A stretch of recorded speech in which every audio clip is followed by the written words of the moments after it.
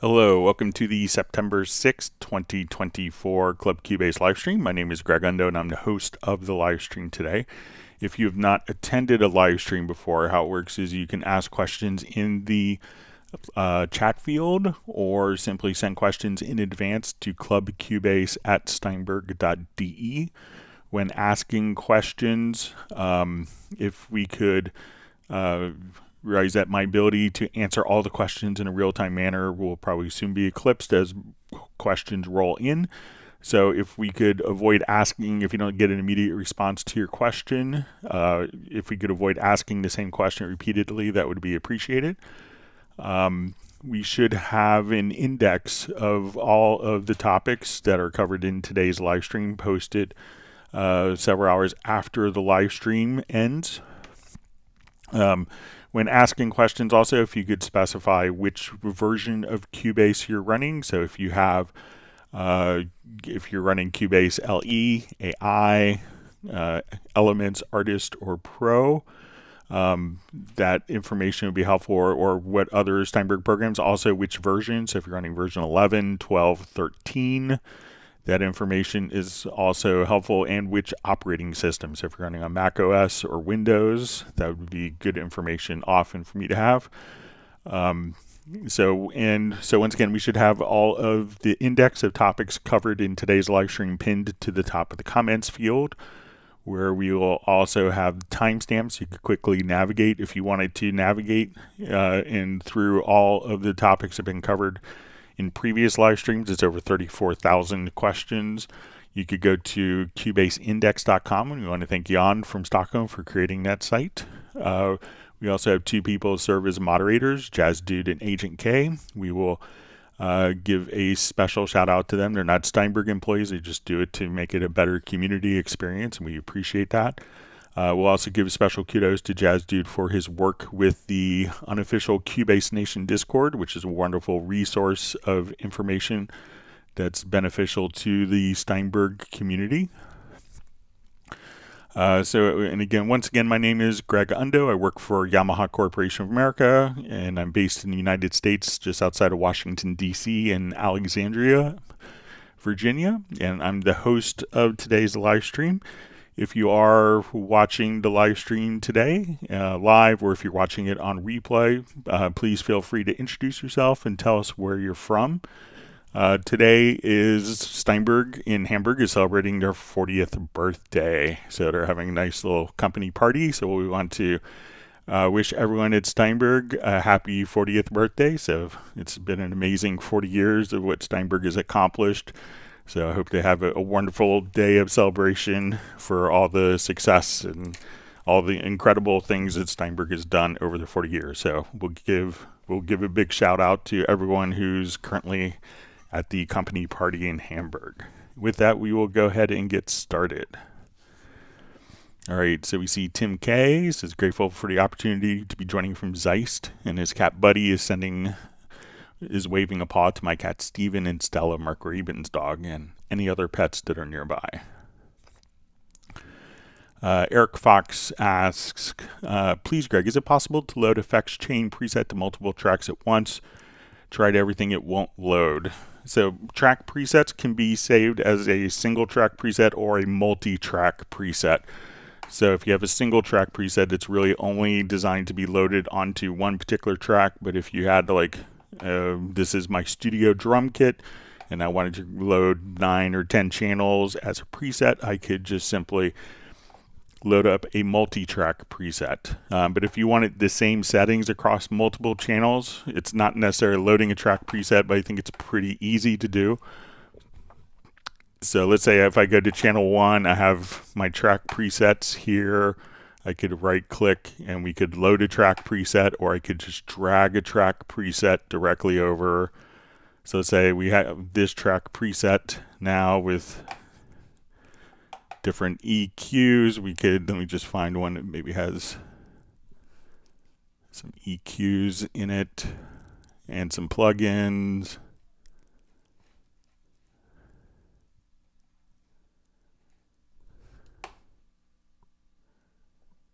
Okay, so let's say we have our channel strip. We're going to have maybe an insert and EQ here. Okay, so I have this on channel 1. So let's say if I wanted to take the same settings and apply it through channels 2 through 12, what I could do in the mix console, if we kind of right click on the bottom area name, we can just come over here, or it's just, should see a copy first selected channel settings. Then I'm going to select, I'm going to hold down the shift key, select channels 2 through 12 in this case. And now what we want to do is right click in the same area, and we're going to paste the settings to the selected channels. And now each of these channels will have the same settings as we navigate between our different channels. So you can see we're on channel 7, channel 8. So it's kind of more of a two-step process. So what you could do is just simply take that track preset, take that particular channel, copy that, select all the channels that you want it applied to, and again right click from the bottom in the name area and paste settings to selected channel, and that will copy over all of the settings. So let me know if that makes sense for your workflow, Eric. All right, and we see Stefan checking in from Sweden. Thanks for joining us. We have Uno Memento from Finland, where he says it seems that summer never ends, or it's 25 degrees Celsius. All right, Uno Memento also wants to remind people to not forget to whack the like button as they step in. Wonderful to see Michael Marshall checking in from Somerset in the UK. Robbie Bowling from Dallas, Texas. Tiago from Brazil, who's currently residing in Newcastle in the UK.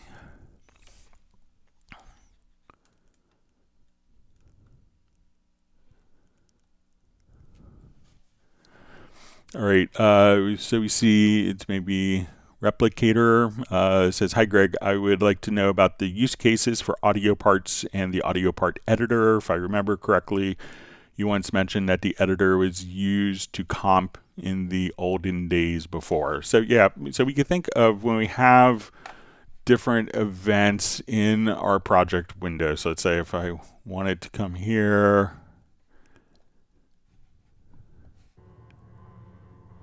and let me switch my audio interface so that you guys can hear. Sorry about that.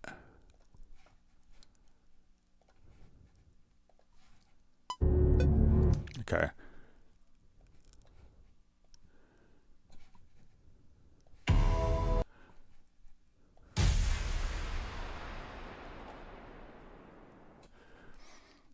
Okay, so a lot of times when people first experience the part editor is often by mistake when they glue some different events together.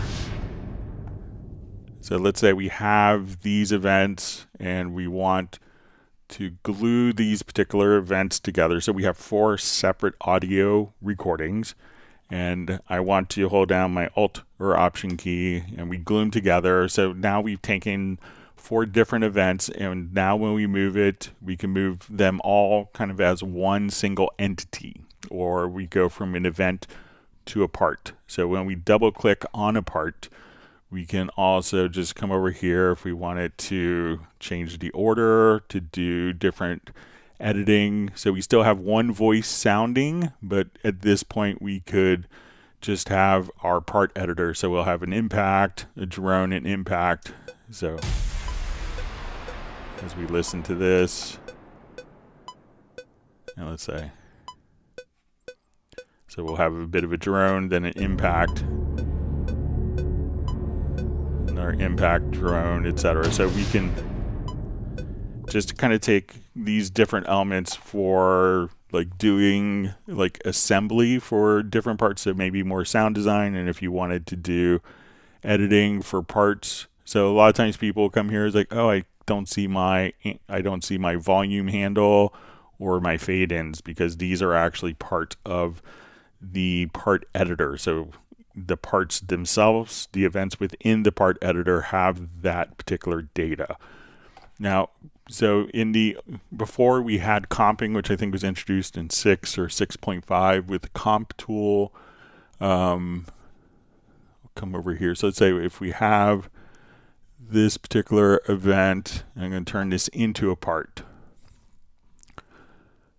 So I'm going to come here and let's go to my audio menu and we'll say events to part. So now when I double click, what you're able to do is to kind of take, if we have, let me just turn this. So here we have lanes, and basically what we could do within the part editor is often just kind of select different lanes. So let me just take these. I'll just recreate this. I'm going to right click here. We're going to take these and turn them into audio tracks. So we can create tracks from lanes.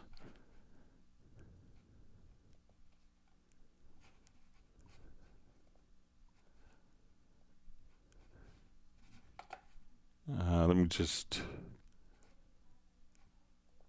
I think this is just seen as one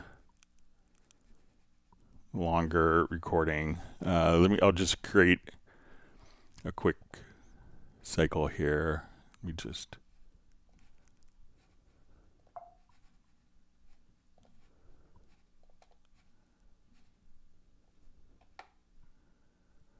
all right, so I'm going to add a quick audio track, and let's say I want to do just a super quick one measure comp on this track. All right, so say I'm just doing multiple passes here.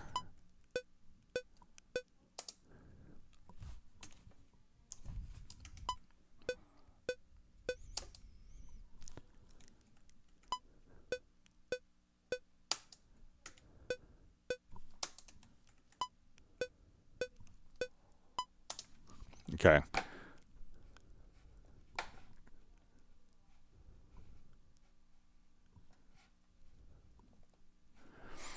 So now that we're in the part editor, if I had multiple parts selected and multiple recordings on a single part, what we could do now is just kind of come over here and we could manually cut out our different parts. So you can see kind of the benefit of the comp tool, which does this kind of automatically. So if I wanted to now come over, we could say, okay, I just want to select this part of the recording. So if you wanted to see like a really large comp tool, we could kind of come over here, and as we're working within the particular part editor, we could now kind of visualize comp. So this is how a lot of people would do comping before, and at this point they could just come over here and say, okay, I just want to do, when we go here, let's do a slight fade in. When I'm at this part, I want to do a fade out on this, or, so we could just kind of do comping this way. So this is how people, like when Nuendo 1 first came out, would do comping within the part editor. Now I think with lanes and the comp tool, it's not as widely used.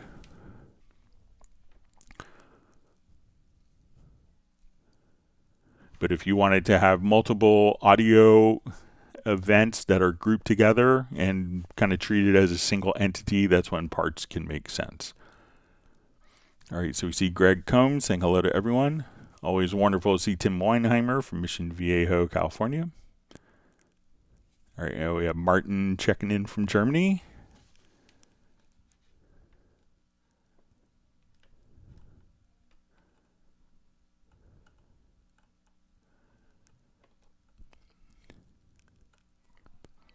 All right, we see Fly V. Vince is checking in from Winnipeg. And we have Zai Fernando checking in from Oslo. Always wanted to go there. All right, so Music Theory and Ras just says, happy birthday, Steinberg, and thank you for our gifts. All right, and we see wonderful see Dallas LaRue checking in from Las Vegas. All right, so you see Zephaniah just says, hey Greg, how would you process a fade out or in on an instrument track using Cubase 13 Pro on PC? All right, so there's a couple ways. So if there's two different approaches. One could be, okay, we want to utilize automation. So if we want to, when we come over to an audio event, like as we see, and as we're just looking at, if we wanted to take our event here, that we could do fade ins and fade outs on the audio event. But the MIDI and instrument tracks are going to be handled slightly differently.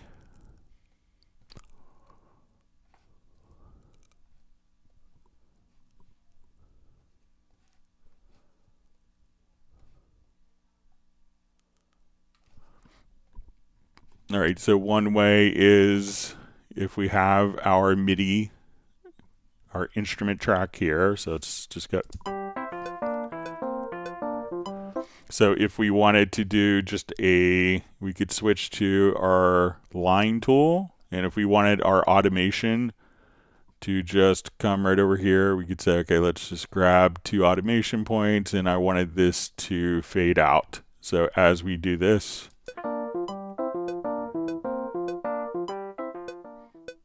or conversely, we could do a fade in. So we could do it just with automation. We could also, within the MIDI editor itself, come over and just say, okay, we want to use MIDI CC7, which is the MIDI continuous controller for main volume. So if I wanted to do, let's say, a fade in, we can now just from within the MIDI event itself, fade in. We could also automate the fader directly here. So let's say in the middle, if we click on rate,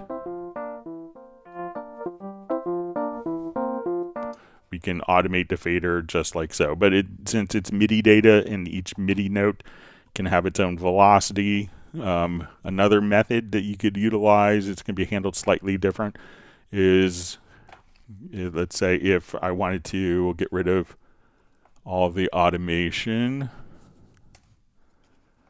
is just to grab, again, the line tool here, and I could just take the velocities and do a fade out like that.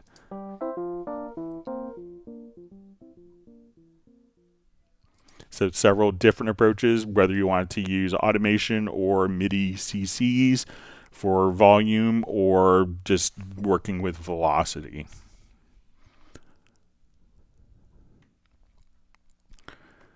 All right, so Uno Mementos wishing Steinberg happy birthday. He started with Cubase 1.1 in 1989. So he's been running Cubase longer than me.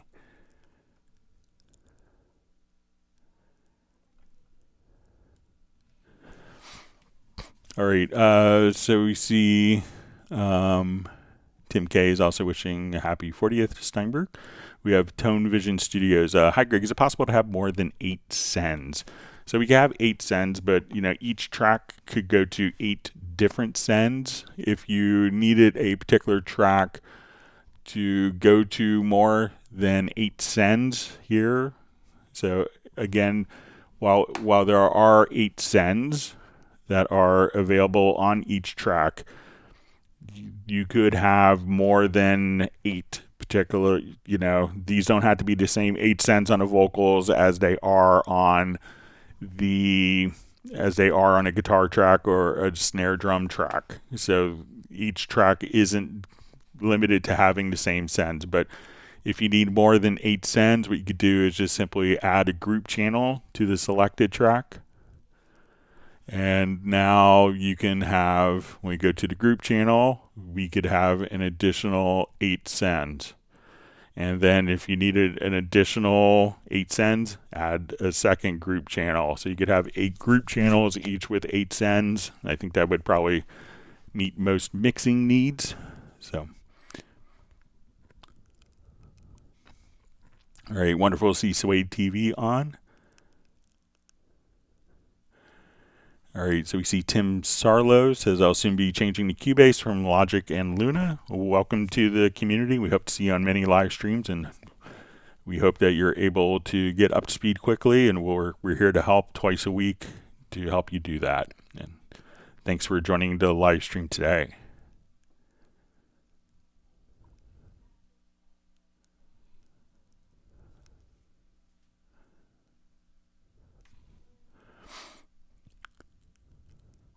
Okay, so we have from Myron Feltner Jr. Is there a way to choose normalization process, for example, either by individual events or collective selection, similar to Logic Pro, but don't necessarily need a demonstration of a workaround? So let's say if I wanted to normalize all of these audio events. So let's say I want it to be normalized to minus 12 dB. I would just go to Audio, to Processes, and then we will see Normalize. So I'm going to say minus 18 dB. We could just click on Auto Apply, and then all the events have been normalized. So we could do it for a single selected event or multiply selected events. If I want to change the value, say them from minus 18 to minus 12, you can see that all the events are just normalized, just like that.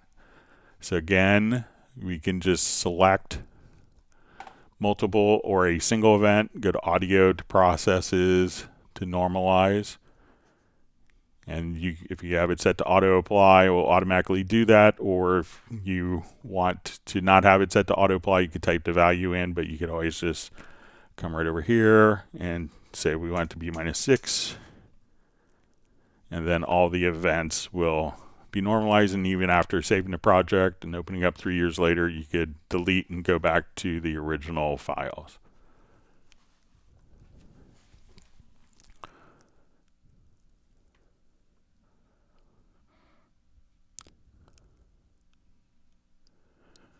All right, so we see Tone Vision Ton Studio asks, would it be possible to route outputs from the interface to as inputs in Cubase?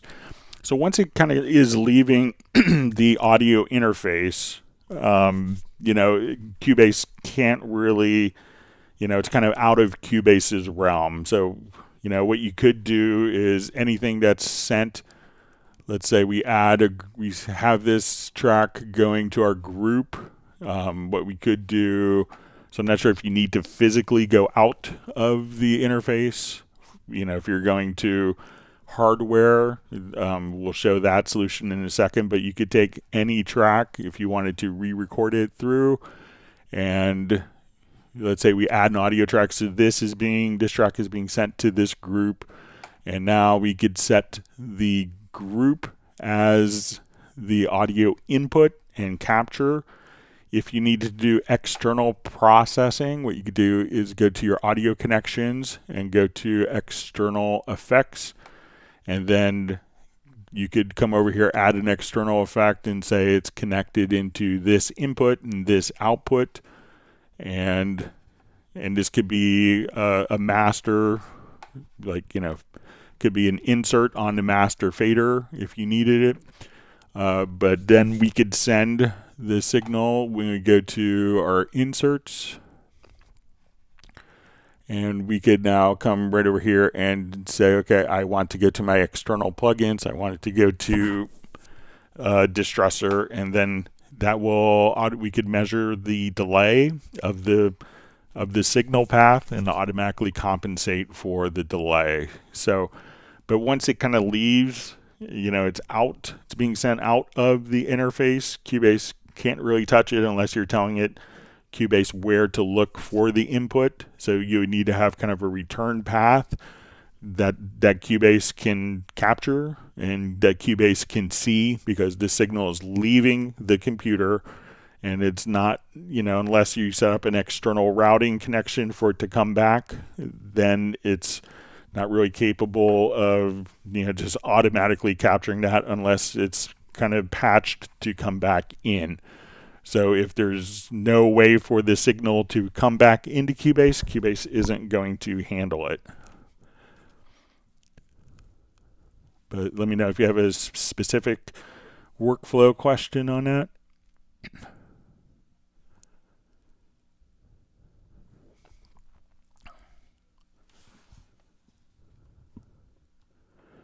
All right, so we have Benny checking in from Sweden. Thanks for joining us.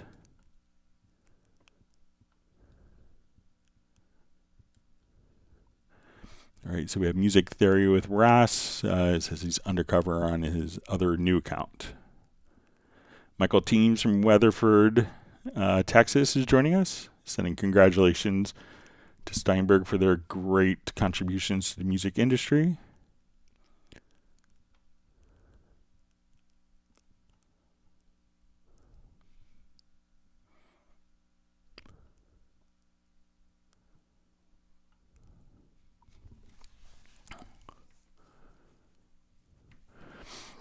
All right, so we see from Tiago, question 1 to 2 / feature request. I need to turn off, not bypass, all plugins in some channels. Is there a fast way to do this? The reason for this is that I want to master my project in the same project, but my laptop is not strong enough to use mix and master plugins together. I want use a new track of the Mixdown in the same project, but turn off all the mix plugins so I could do the master. It says PS bypass plugin still uses some processing, turning off not. So let's say if we have a number of plugins on a particular channel. So let's say I have plugins here. So you can make a project logical editor preset. So let's come over here.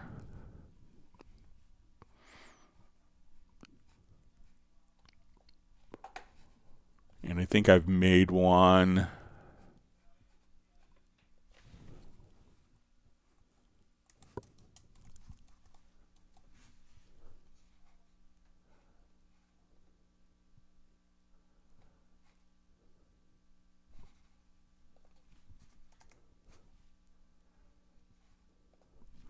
Okay. So what we could do, or I'll just show you how to make it here quickly.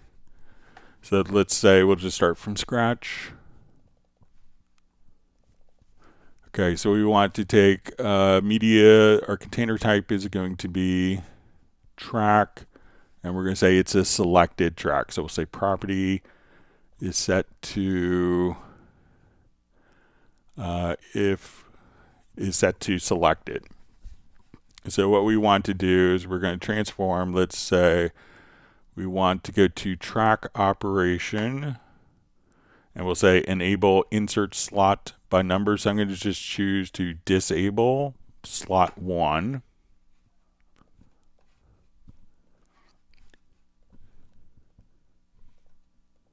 All right, so we'll say track operation, enable insert slot by number. So we'll say disable. We could also choose toggle. So I want that to be 2. Track operation, enable insert slot. And we could do this for sends as well.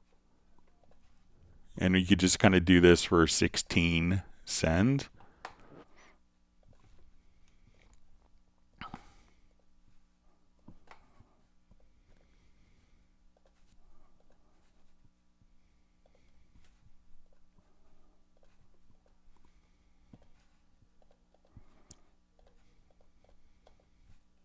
Then you could save this as a preset.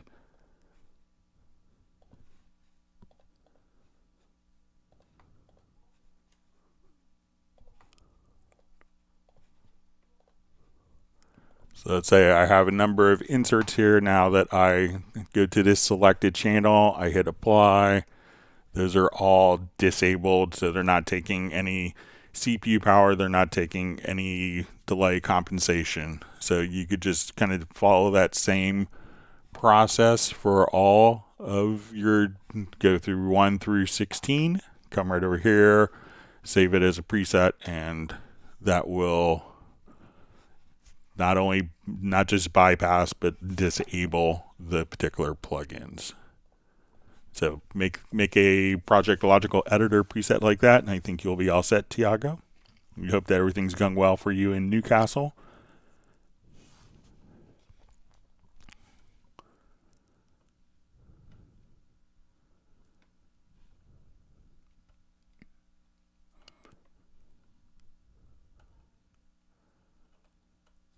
Right.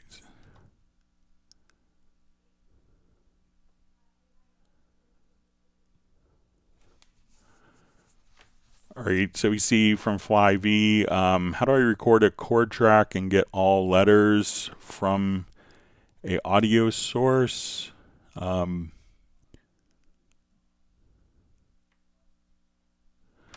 So the chord track I don't think is really recordable, so let me just, we'll come here.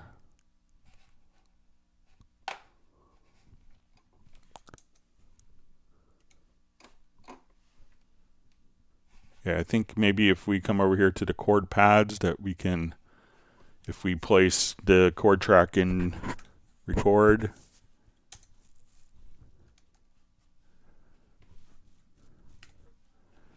that once we have the chord pads here that we could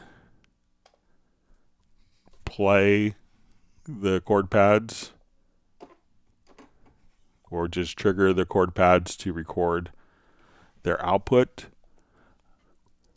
All right, and see a second part of the question, how to get all letters from an audio source. So maybe if you're trying to get the chord track, so it could be something, so we could have the chord track and automatically do analysis of a source. So let's say if we want to take the guitar in this example here, do you recall? I could drag this to the chord track and it could automatically do the analysis from the chord track for us. So it's doing the analysis from the audio recording.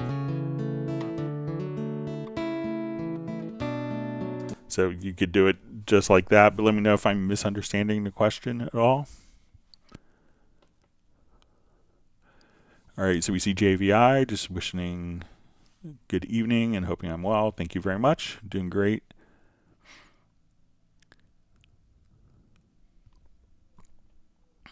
All right, always wonderful to see Razel checking in from Denmark. Michael Teams is telling everyone to whack the like button.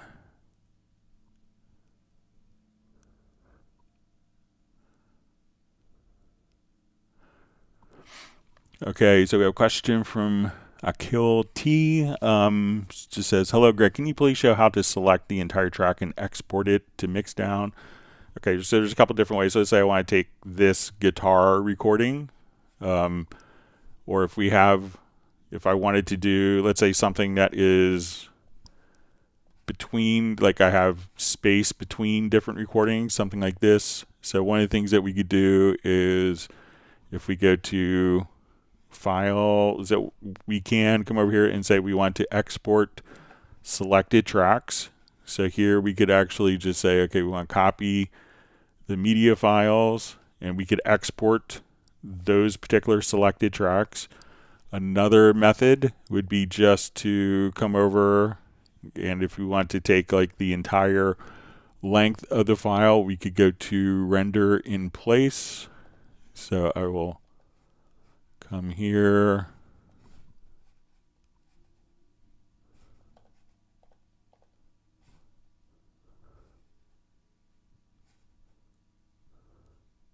And if we go to like our render settings, we could do this as one event. We could choose our complete signal path, and now when we export, we could have in all of this being rendered down to a single file.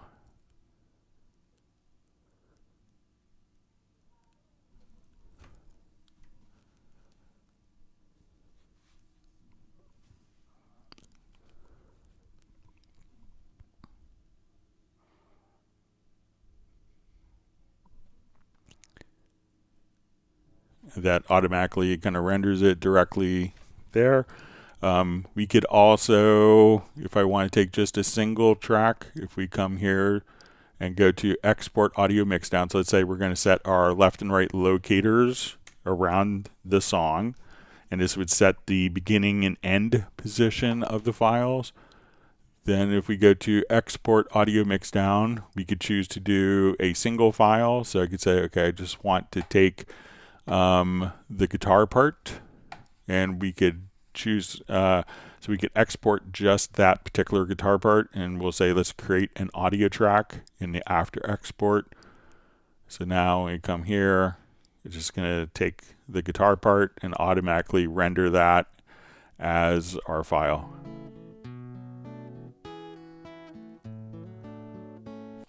So there's several different approaches to doing it. So let me know if that makes sense or fits within your workflow for you.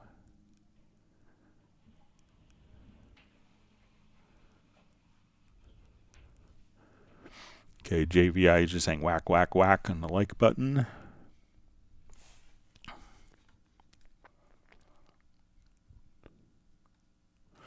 Okay, so Akil T also asked, when I record the piano from Contact 7 plugin while recording, I hear the sustain, but when I save it and close it to work later, then when I open the file, I find that the sustain effect is disabled.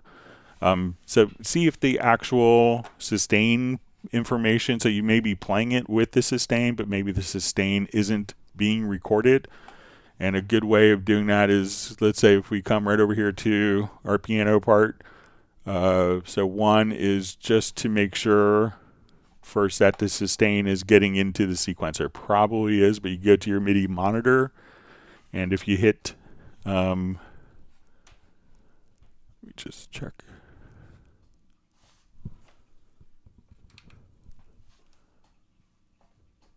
So if you hit your sustain button, you should see it there, but look in the actual MIDI event itself, and you want to go to sustain pedal.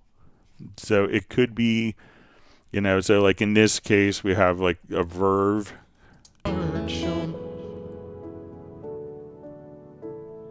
So like a beautiful kind of felt piano, and we could see the sustain pedal information that's been recorded.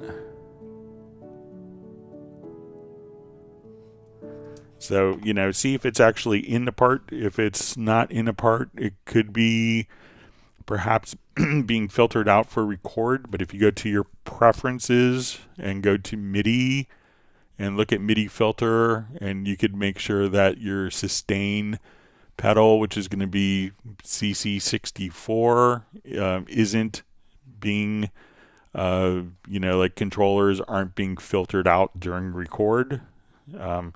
But if it's not recording, you know, make sure that you know, if you see it coming in on the MIDI monitor, you know, then Cubase, you know, so if you open that up and hit your sustain pedal, then it's communicating with the computer and should be recorded in that particular track.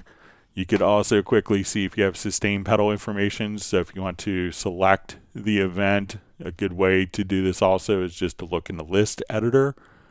And within the list editor, you should see sustain pedal information listed here. So you could see if it was actually recorded or not. But most of the time, it's pretty much always attached to the part, unless you like have specifically chosen to filter it out.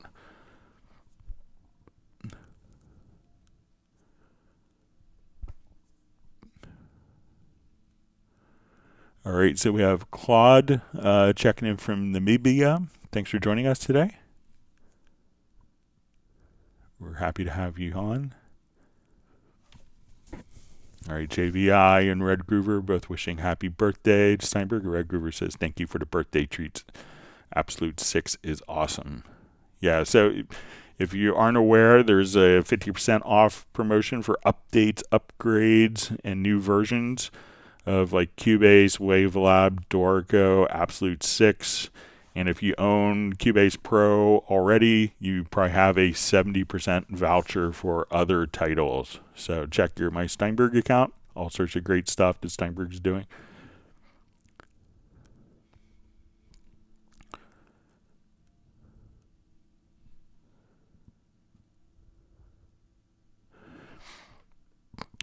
So we see from Cycling is awesome. Hi, Greg. I can't change the buffer size of my interface in Cubase the regular way, studio settings. Is there another way that it will change for all the projects or only the current project? So I think the buffer size isn't stored with the project, but it's just kind of a whatever the current buffer setting is. So let's say if I go over here, let's look at and I know that the vast majority of audio interfaces, you come over here to the control panel, and then once you do this, you kind of go into the control panel for the audio interface. So you kind of leave Cubase realm and go into your audio interface control panel. There's one or two interfaces that you have to go into like a separate little control panel and do that. So I'm going to come over here and let's say our buffer is at 512. So I'm going to change this. I'm not going to save the project. I'm going to raise the buffer because I think that this will just, when I go to another project, so let's close this project, not saving. So we'll say don't save. We'll delete the events. Okay, so I'm in this project, and once I'm in this project, we'll go to the studio setup. We'll check our buffer size. It's still 1024. So before we were at 512. So I'm going to open up the project where we changed it. And I believe that the buffer size isn't saved with the particular project. It's going to maintain the current buffer size for you. And that's project independent, as you can see. So the buffer isn't stored with the project. And let me just...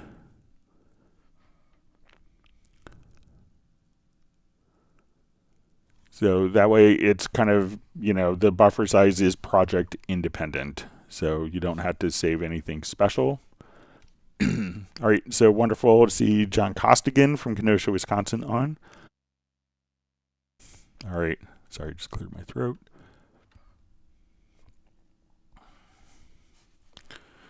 All right. Joey Dendron asks, hi, if I have 3 effect sends set up, can I have Cubase to auto route newly created tracks to all 3 sends? All right, so let's go ahead and set this up to new projects. So yeah, there's a preference for this.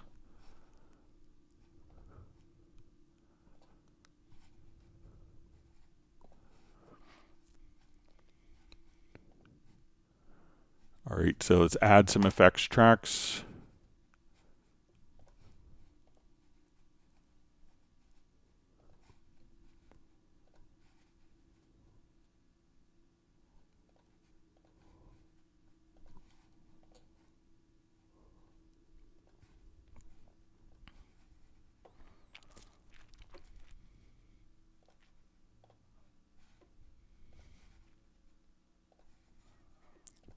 Okay, so we have 3 effect sends, and let's say we go to our audio track and we route set effect sends.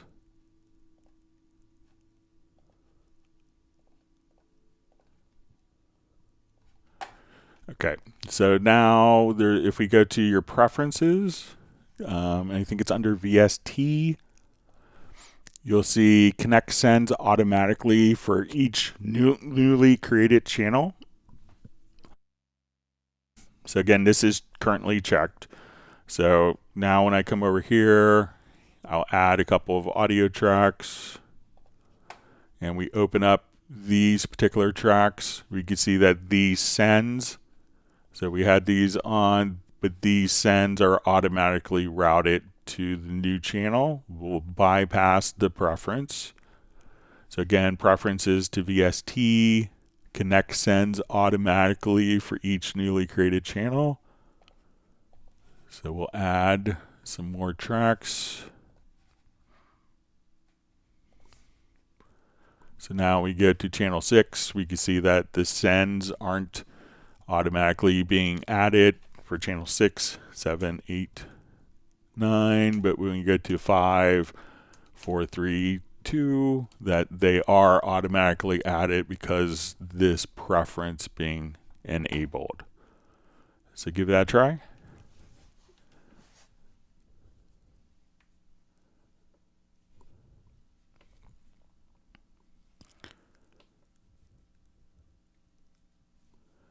See Jack Bourne giving props to Jazz Dude for all his great tips on the Discord. Well deserved. All right. All right, so a question from Robert. Hi, Greg. Hope you're doing great. So I can't move the snap point of an event all the way to the right or left of the event. Any idea what the problem is? Okay. So let's come over here. So if you're not familiar with what a snap point is, okay, so let's say I have an audio file here, and a lot of times we can snap. So if we have the letter, I'm going to turn on snap here. And then as I do this, we can snap this to the grid. So when I do this, we can move the beginning of the file, just right over there. We could also kind of snap the end of the file. So let me just turn snap off.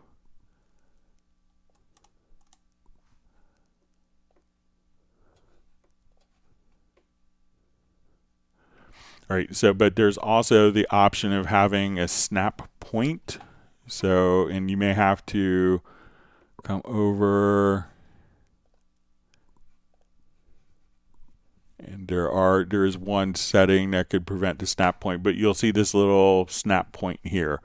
So if I want this section, so let's say this was a pickup and this is kind of where the downbeat is, we can now snap that particular point, not the beginning of the file, but in the middle of the file, to be kind of this snap point. So we could have it right here at the beginning of the file, which is its default location. And let's go ahead and try.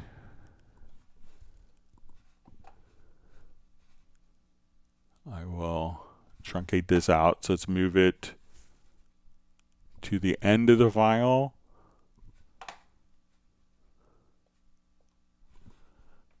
So it looks like it's going,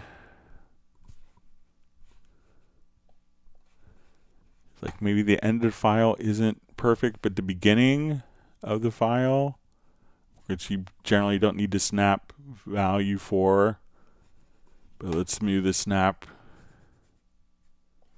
to the very end of the clip, and let me make sure I have, I'll just try it with something I haven't truncated already.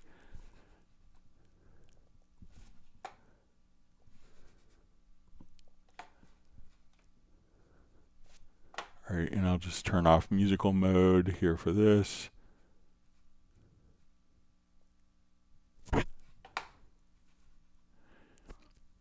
Yeah, so it looks like it's not at the very end of the clip. Let me see if I can move it there.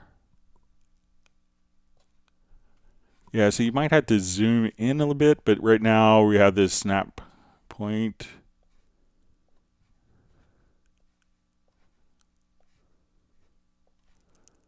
Let's say at the very end, and now the snap point seems to be working for the end of this, for the grid. So you may have to kind of zoom in a couple times to accurately set the snap point, but it seems to be working on my end. Let me know if it's different behavior on yours.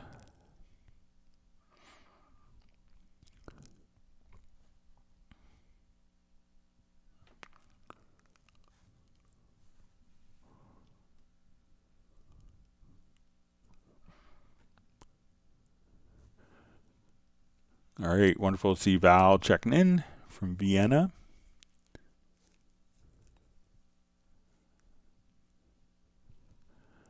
All right, so we see a question from Red Groover. Sorry, my chat field just jumped.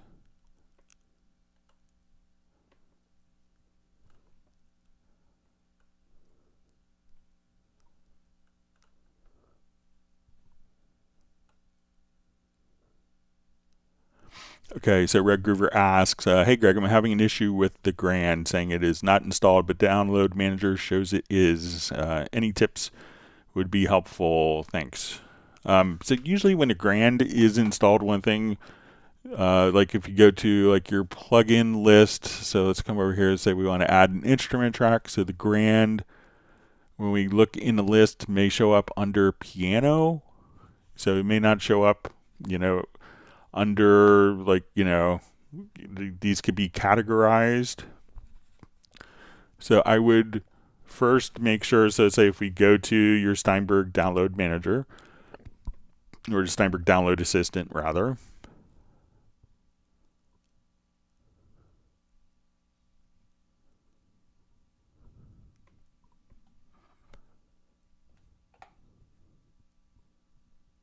just get this opened up.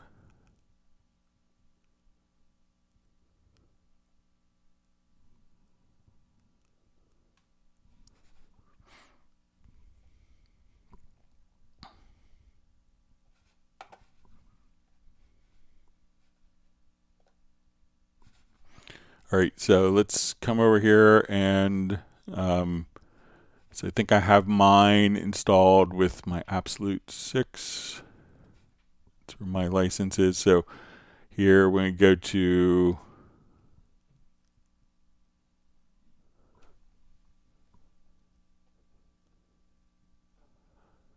there is the Grand 3 content versus the Grand 3 instrument. So, make sure that you have the instrument and the content installed.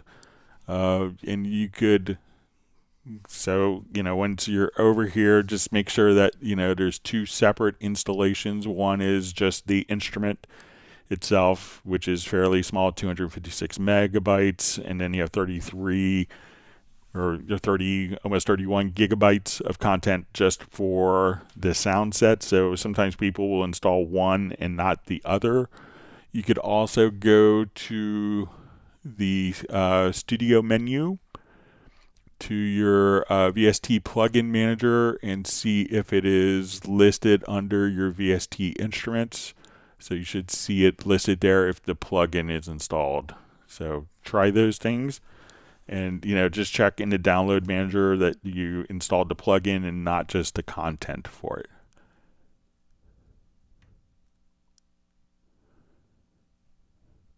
All right, wonderful to see Terry Gray checking in from Minneapolis.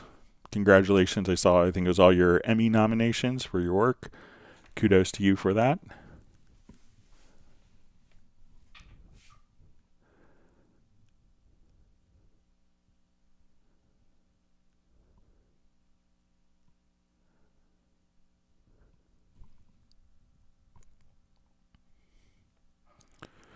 Okay, so Tim Weinheimer is asking, I just got the Arturia Keylab 61 Mark III. I want to know how to rename the user MIDI remote script I just made and saved, and how to move a set of sliders or knobs when setting up the user script. Okay, so let's come over here. So I think if we go to your MIDI remote, so let's say if I'm here, I'm going to, once we're kind of in the scripts, I think what you could do is when we go to your scripts here, is you could try to export the script and maybe rename the script here, and then just subsequently import that same script. So if I wanted to call this my Korg Nano Control 3, I think that you might be able to just rename it right here as the script is exported. So you could try that and then re-import the script under the new name. So again, we would go to like the settings for the remote script. Click on the scripts tab. Then you'll see export, and here you could also conversely import the script right here at the top of this window. And then kind of the second question, how to move a set of sliders or faders when setting up the script. So once I have my particular interface or controller that I'm working with here, as soon as I move the devices here, we will see these respond. So if I wanted to if I wanted to assign this fader to a specific value, so let's say I want to send this to, my panning, I could right click and say pick up for MIDI remote, move the fader. So you see I'm moving my second fader, and then click apply mapping. And now this fader is controlling that particular parameter.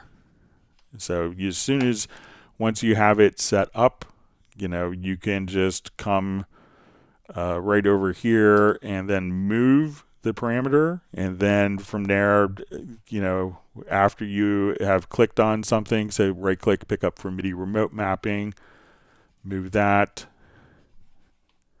So let's say, okay, I want to apply the mapping for the volume. So again, pick up for MIDI remote mapping, move, click apply mapping, and now we're controlling the volume just like that. But let me know if I'm misunderstanding, Tim.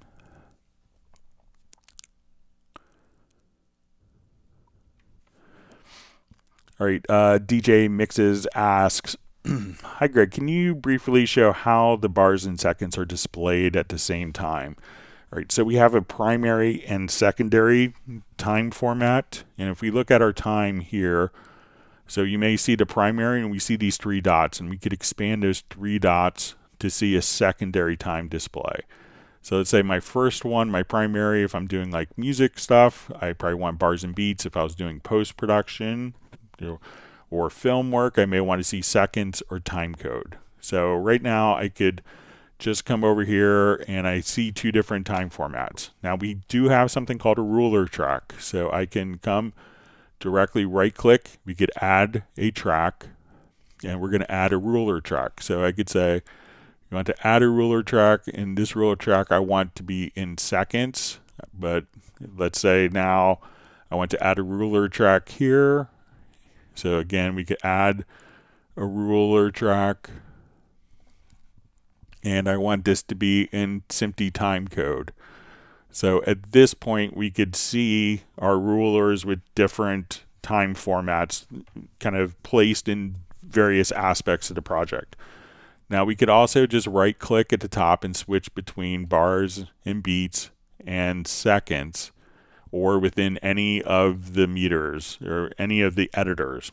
Now to quickly toggle back and forth, if you hit the period key, like just on American keyboards, it's above and to the right of the space bar, that will allow you to toggle and flip the primary and secondary time displays. So once you have that set up, you can say, okay, I want to see bars and beats, hit one button, and I'm looking at time. So you could just hit the period key and just toggle back and forth between your primary and secondary time display so that they can be switched as needed.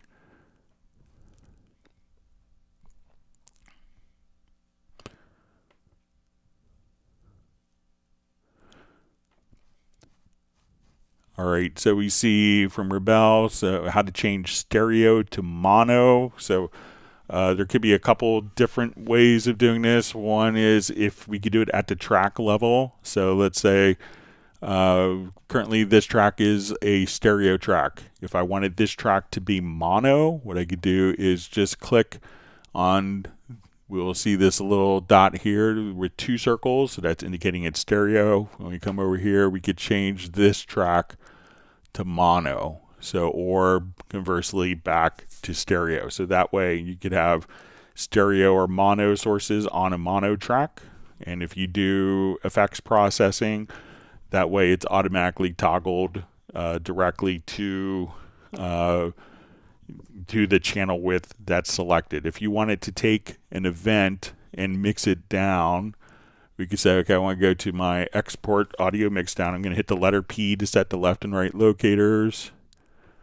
And we'll come over here. We want to do our export audio mixdown. So we want audio 06. And we could now come over here, and instead of export as interlead, we could say export as mono downmix.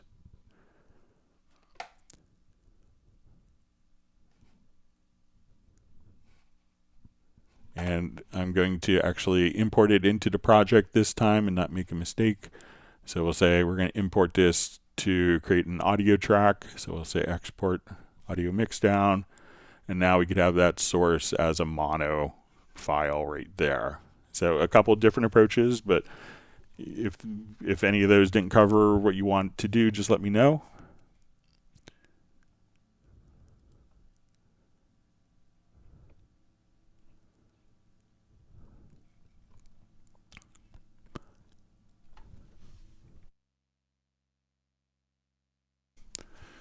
All right, next question. How do I separate audio tracks that have been grouped together? I noticed that once audio has been glued together, it doesn't have the same functionality as it did separately. Okay, so just like we were discussing previously with the part editor, let's say I have these files and I select these files and and now anytime I select a file, I have my volume control, my fades. If we glue the events together here, I don't have the volume control, but what we do is we double click and then each of the events in the editor does have the control. But once we have this has taken those 3 events and created a part. So a part we could think of as a collection of events. So if you accidentally glued something and you want control on the main project window for fade handles and clip gain, and you want that back on the project window, select the part, go to your audio menu, and then you'll see dissolve part. And now each of the events will be separated. So try going to, so again, we'll come over here, we'll glue all these together and go to audio so select the event, go to your audio menu to dissolve part, and now we could control the fades and amp and clip gain on each event.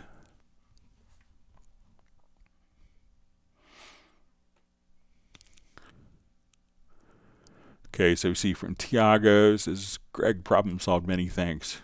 Cubase Yoda, by the way, Newcastle is great. So glad that you're having a wonderful time in Newcastle. It must be exciting. I think I'm too old to relocate to a different country and start a new life, but sounds like a great thing to do. I'm glad you're enjoying it. All right, and we see Roland Stuff checking in from Sussex in UK. Thanks for joining us. We have Miguel Quadrado saying what's up. And we have Jason Sykes checking in from South Shields, England.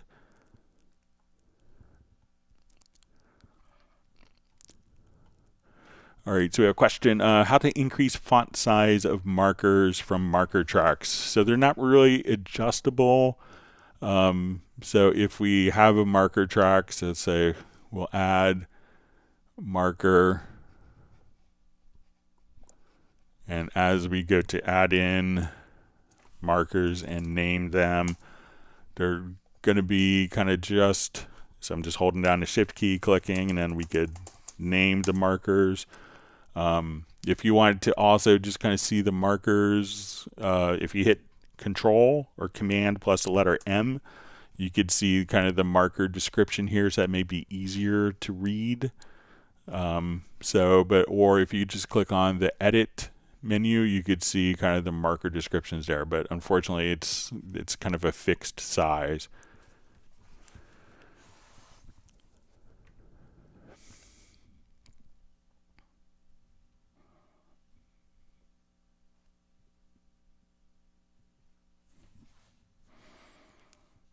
All right.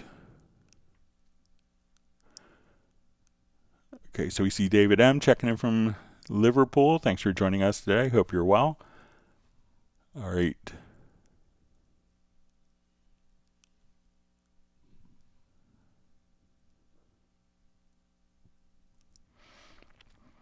All right, so we have a question from Martin who asks, if exporting tracks as separate files, is there a way to execute an OS command after successful export to do some finishing work with the files? So there are a couple of things that you could do. So let's say we have a number of audio tracks here. So we'll go to our file to export audio mixdown. So let's say if I wanted to do a batch export here.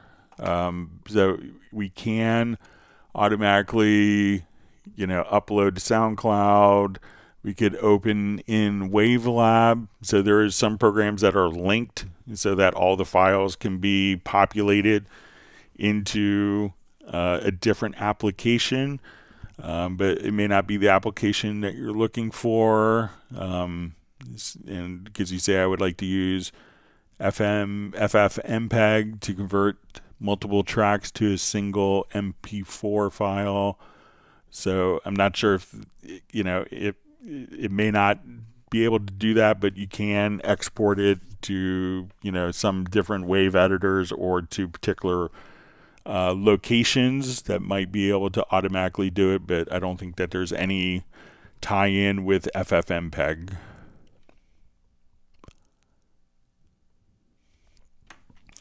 Okay, next question is from Steve Green. Greg, I recorded a acoustic guitar with 2 mics. When I click on deactivate tempo, one track stays in place and the other jumps to the right. Both have the same settings. What causes this? Okay. Okay, so let's say we do 2 guitar recordings. So we'll add, let's say, 2 mono audio tracks.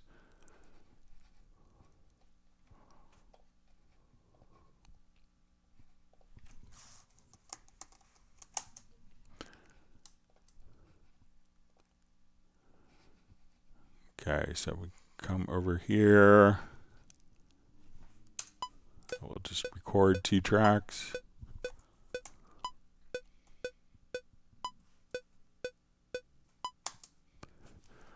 Okay, so record our 2 guitar tracks. It says when I click deactivate tempo, one track stays in place, the other track jumps to the right. So it could be, so let's say our tempo is now set to 120 beats a minute. It could be that one of the tracks is set to linear mode. So tracks could be set to linear or musical mode. So when we see a little quarter note here with kind of the orange background, that's set to musical mode.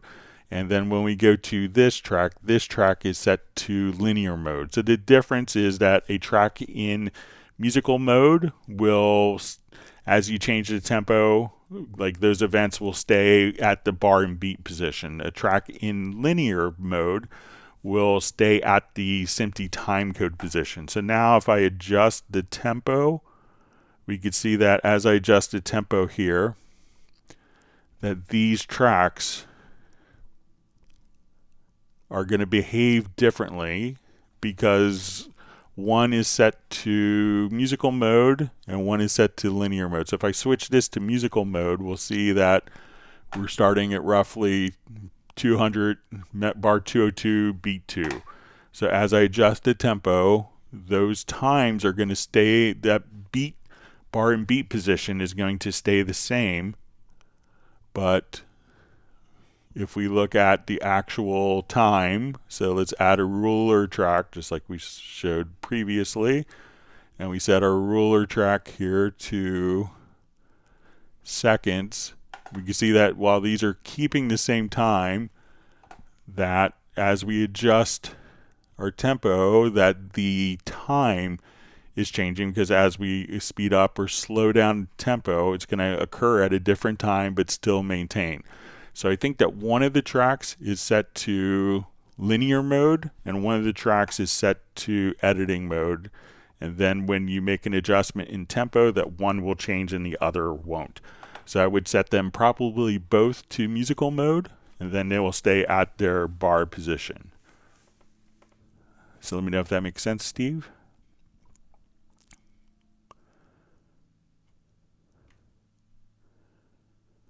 All right, so Red Groover just saying hi to all the UK Cubase users. All right. See, Michael Teens is on top of the ice cream distribution, giving David M 1 gallon of French twist ice cream.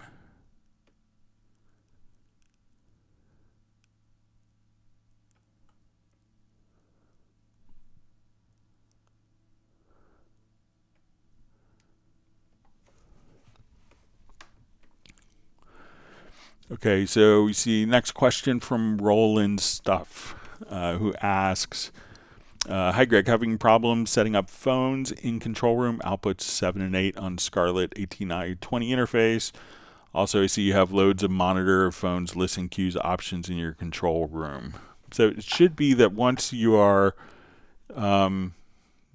setting up your, so if you let me know, so when we go to your studio setup, or your audio connections rather, sorry for the confusion, we'll go to your control room, we could add a phones channel.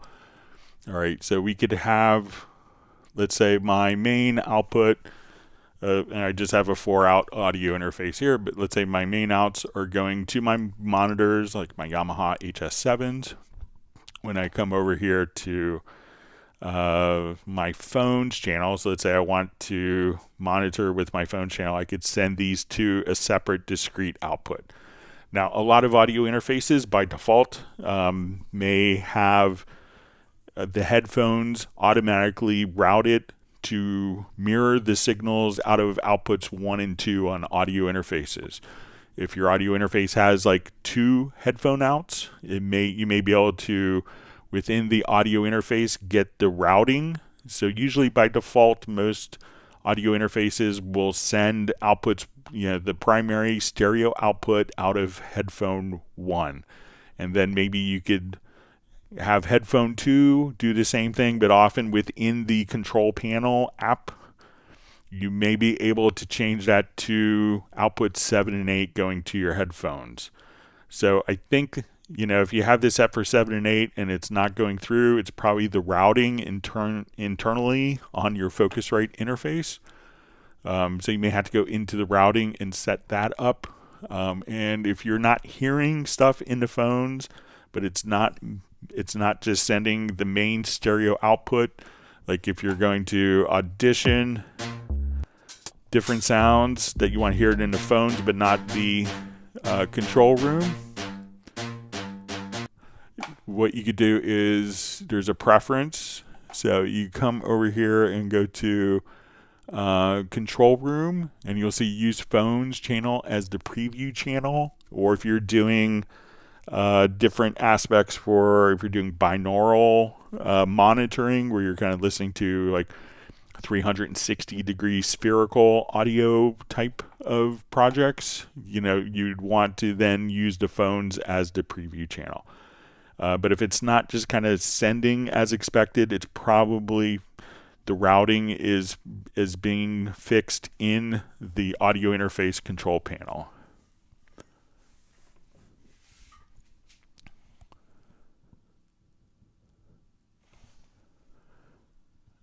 All right, so we see that David M. has countered his ice cream gift from Michael Teams with 1 gallon of Old Growler beer from Liverpool. It's going to be chilled for the Texas man.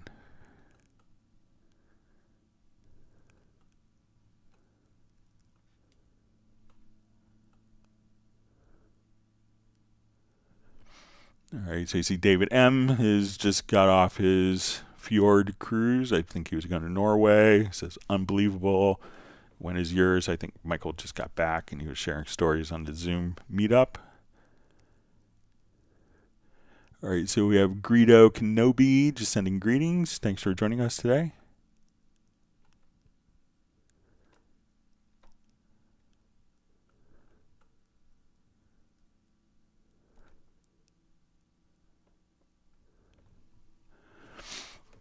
All right, so we see from Cycling is Awesome, just says control panel in studio to change buffer size. It's not working. If I click on it, nothing happens. So it could really depend what kind of audio interface it is. I think it was like the Motu interfaces for the longest time. You couldn't change it from within the DAW. You had to do it from directly in the control panel app. So there are some interfaces that you have to do that.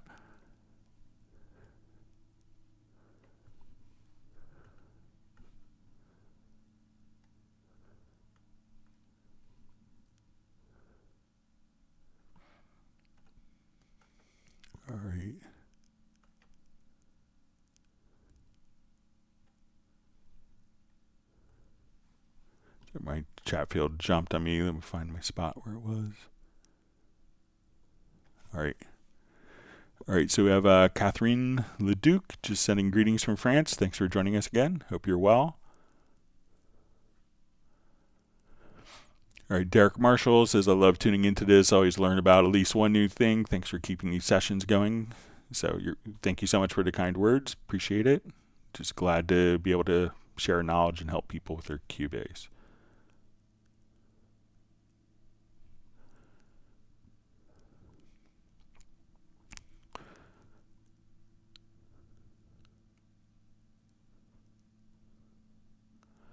Okay, so Mike Braley asks, hi Greg, is there a way to replace an audio kick drum sample with another across the whole song, or do you have to do each one individually? Yeah, we thought that would be a bummer, so we came up with a way to do it. So let me just show you here.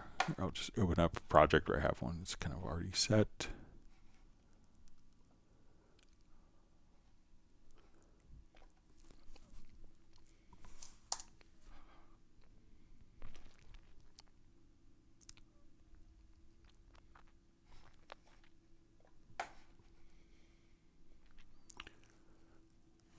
All right, so let's say I have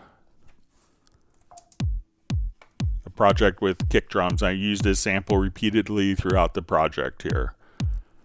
So let's come over and let me just put this into quick loop. All right, so I want to find some other kick drum samples. So I'll just come over here to my Groove Agent library.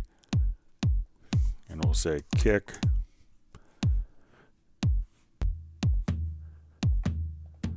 So let's say I want to replace. I'm going to drag a sample over while holding down the shift key. And it'll ask me, do I want to replace just that sample, only this one, or replace all of them? So just drag it over while holding down the shift key. And then we could replace all of the kick drum sounds in one swoop.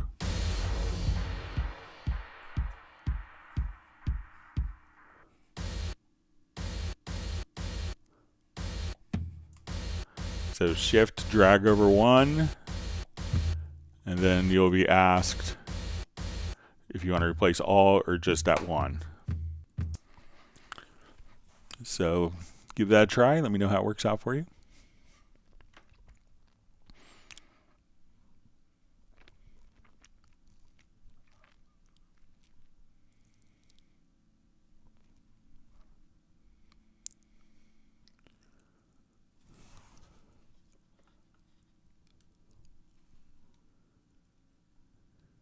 Okay.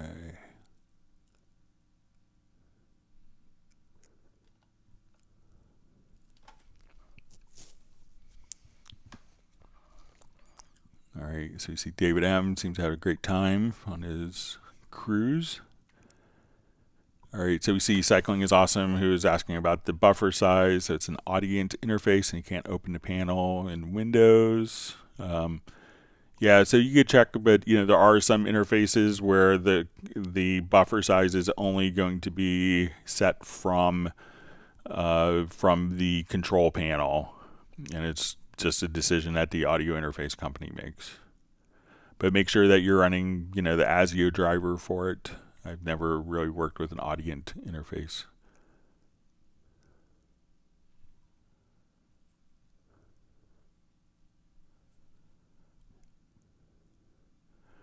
All right, wonderful to see Pertti Komenen checking in from Finland. We also have Peter Bata from Montreal, just echoing Michael Teams's admiration of Vancouver. It's a beautiful part of the world.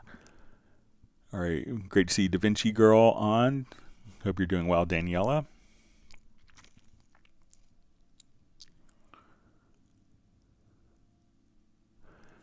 All right, so David M. says, hi, Greg, I did have a question, but you answered it in this year's Cubase Index. Amazing source of info. So, yeah, I'm sure I set myself up to be replaced by some AI algorithm, but oh well. Has all my voice and could do virtual club Cubases. Put me out of work. All right, wonderful to see Cubase X, who's just saying hello and wishing a happy birthday to Steinberg.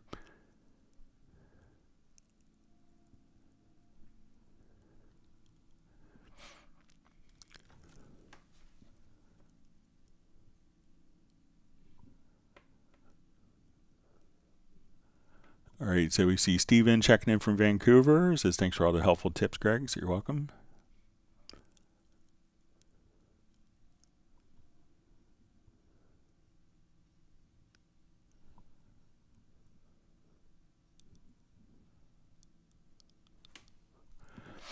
See, Marco just says that MIDI remote is the best in any other DAW by far. You can use any MIDI controller in Cubase and make it work the way you want. Yeah, so I always thought it was a bummer so many MIDI controllers would come out and then not update software, but as long as it transmits MIDI, you can customize it to be exactly what you want to do.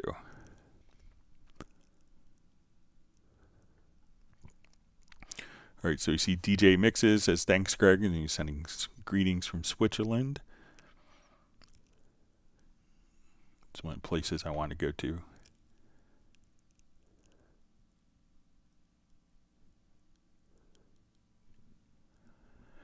So we see Red Groover just talking about the grand installation. It says everything was downloaded and installed, maybe just glitched, so I'll re-download to 30 gigabytes. Yeah, try just to make sure if it's not showing up, it's probably not the content, but the actual plugin itself. So you may not have to do the full 30 gigabytes, maybe try the 256 megabyte download first.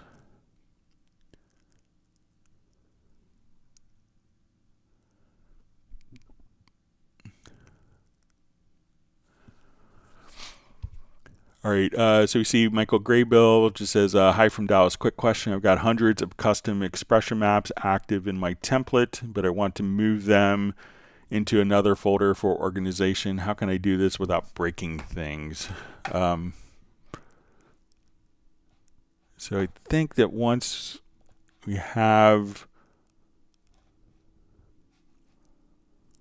So let me just come over. Let me just open up something else.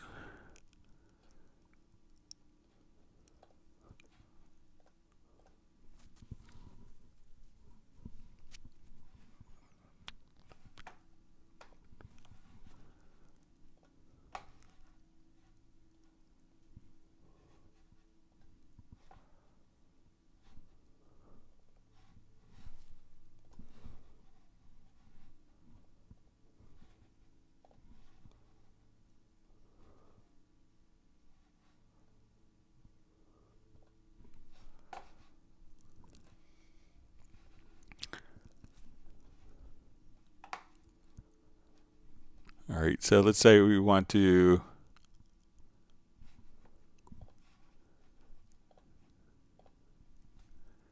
all right, so probably, so we have where you could save these. What I may do within the template is choose, let me see if it's, I would open up, so once you go to the expression maps, and I could try this out over the weekend to see definitively, but an approach that you may want to take is just to come over here and save the expression maps to the new location, and then perhaps export or save the template again, and this new location could be where you want it to go. That way it has the reference from within your particular, from within your project and your template, starting off, so that it'll have that link. So I would maybe just come over here in the expression map setup and save it to the new folder and organize it. But I could do some more research, to make sure what happens if the expression maps are moved, and if I haven't tried moving mine, and see if it will, say where are these expression maps. But I would try first to go within here and save it to the location and see if that, is a good way to do it. But if you want to email me at clubcubase@steinberg.de, I'd be happy to kind of look into it more detail over the weekend and have an answer for Tuesday.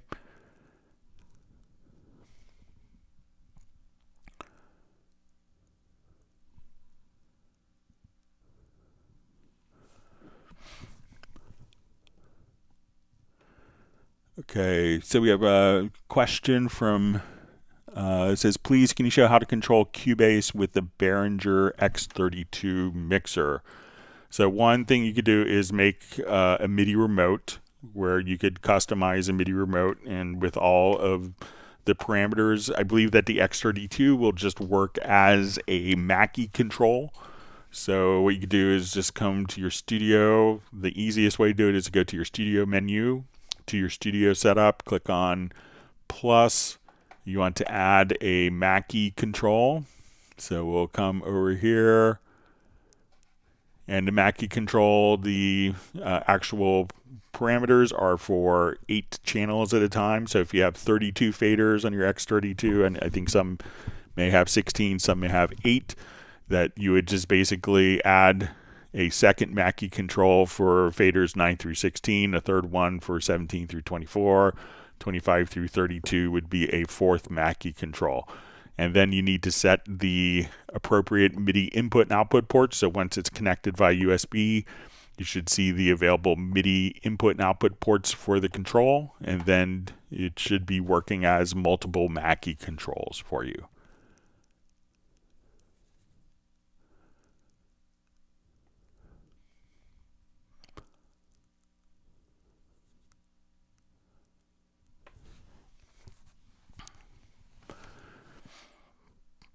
All right, so we have a question from Marco. It says, I have many MIDI controllers, some with more than one page. Is it possible to switch page of a MIDI controller from another MIDI controller, or a shortcut? So I don't think, so generally what I do is use 2 buttons on on the MIDI remote to switch to pages. And I realize not all MIDI remotes some MIDI remotes may just be 8 faders and no buttons. But I generally have 2. So I think that, when we're doing the, the functions for, switching pages, that you can't use another controller to switch a page, but let's see if we can do it from a keyboard shortcut. So I think it's going to have to be from within the controller itself. So one MIDI remote can't necessarily switch pages on another MIDI remote device, or I haven't found a way to do it. Let's just take a look. Yeah, so there isn't a keyboard shortcut for it. But if we go to like your MIDI remote, and let's go to the mapping assistant, here we could say we want to go to your mapping page actions, and you can say next or previous mapping page. So you can do it from within the own MIDI remote, but I don't think you can do it from MIDI remote B to switch on MIDI remote A, or through a keyboard shortcut.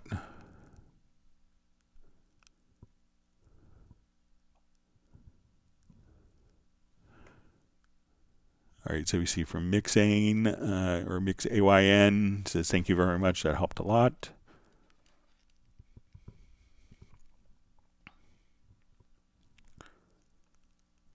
Okay, so Bratman Studios says, hey Greg, sending happy Friday to you and the Cubasers from Southern California desert in Escondido, where it's been 106 degrees on average, where AC is in the motorhome fades fast. Enjoy your weekend. Yeah, it's pretty hot out there. I guess you could be in Phoenix, where they've had 102 days above 100 degrees in a row. So.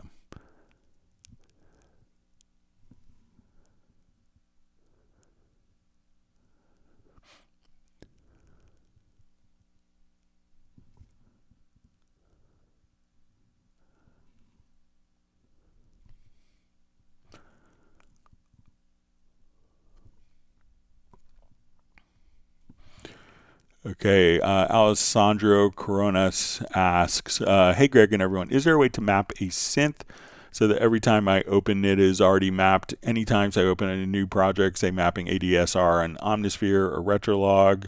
So each instrument, so we'll come over here, let's just add, let's say, a Retrolog. All right, so you could have quick controls set up.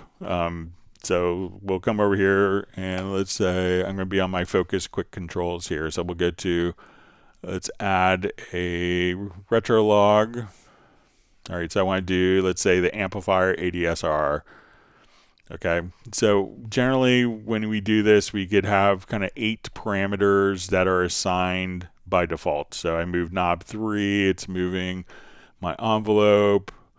Knob 2 is my distortion, or my resonance. So as we move knobs, by default, it's going to control various parameters. Now we could change what the default parameters are for every single instrument.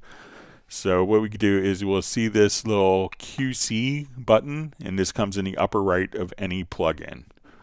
So we could say I want this to control my first 4 parameters here to control my ADSR. So what I could do now is just come over and say we're going to learn. I have knob 1, so now I move the parameter. Okay, I go to knob 2, learn is still on. Now we're going to have our decay. We go to knob 3, my sustain. We go to knob 4, and the release. So now I uncheck learn, and now my 4 knobs, as I move them here, we'll just show. So you see quick controls 1, 2, 3, 4. As I move these are automatically moving those parameters. So you could do the same in any third-party plugin as well. So every time you go to a plugin, you want this to be your cutoff, you want this to be resonance, you want this to be ADSR. You could just simply control those. So just click right here on the QC. And then you could also just go back to the defaults by clicking on this particular icon. And now we can just go back to default settings. So any plugin, any audio plugin, any instrument plugin, just open it up, click on QC, and then you could, just click on L for learn, select which of the 8 quick controls, and then move the parameter, and then you could assign the default quick controls in any of your plugins to customize exactly what you want to do.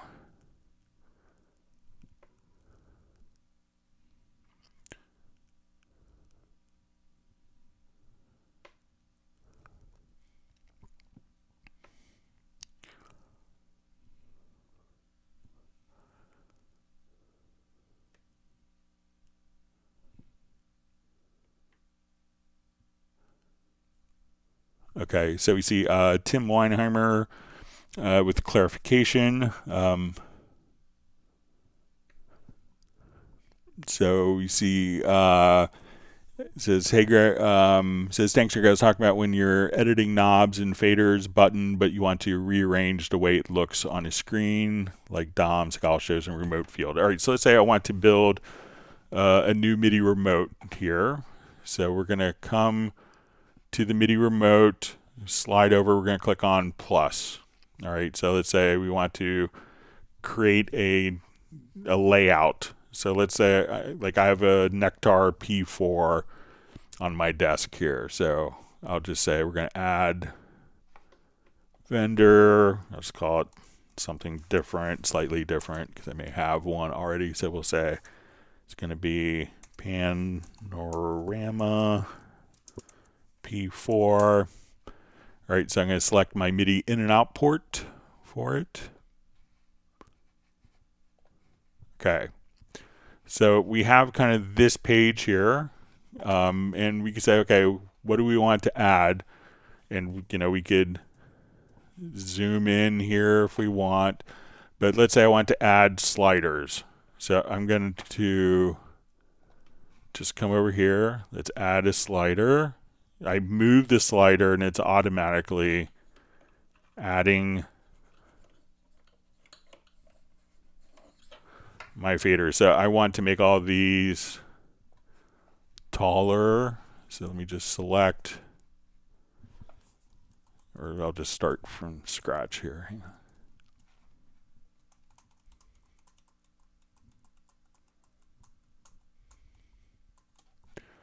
Okay, so let's start with the slider.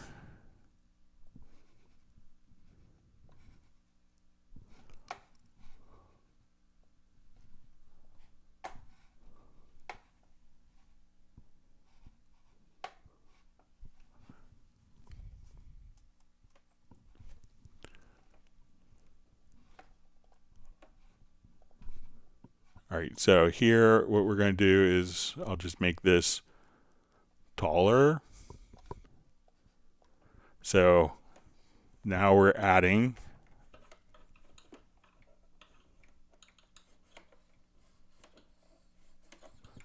now I want to add knobs. So I'm going to click here and let's move the knob, and I'm just going to move the knob kind of directly on top, and we see that we have this grid here, and as I move each knob it's automatically populating the controls. So now I have these particular knobs, so you can just kind of build it, and as you go to select different areas, let's say okay, I have additional knobs over here, so we could just kind of keep say okay, we're going to move, let's say I have 8 knobs that are kind of offset here, so I'm going to move the knob. All right, and then when we come over here I could offset this knob. Let's say it's actually offset like this. So once I have kind of the shape picked out, it will automatically just kind of update. So depending on where like you move this particular function, so say okay, now I wanted this to be a trigger pad, and we could move it freely around so that everything can kind of be placed and positioned. And once we have this kind of all set, you know, we could come over here and just say okay, let's go to my nectar, so we could, you know, just now start assigning these particular parameters to what we want to do and what functions. So it's really like as you're kind of making the device, you know, at that point you could just kind of lay it out graphically, visually, to kind of match, so that you could have a semblance of, you know, the same look and layout of the controls on your controller that are actually just being replicated in the software realm. So let me know if that's kind of what you're looking for, Tim.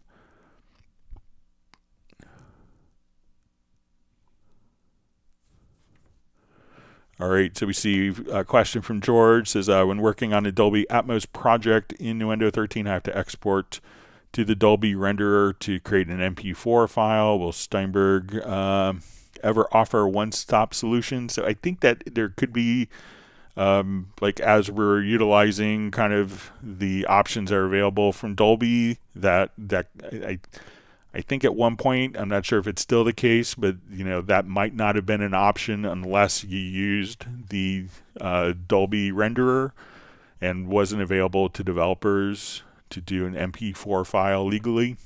So it could be, I think that, but I could check to see what the status is on that.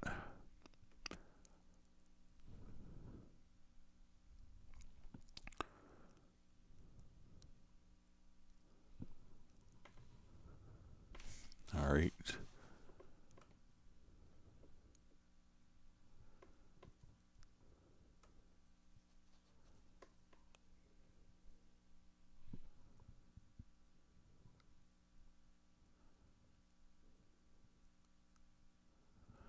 All right, so we have Josh checking in from Hamburg, Germany.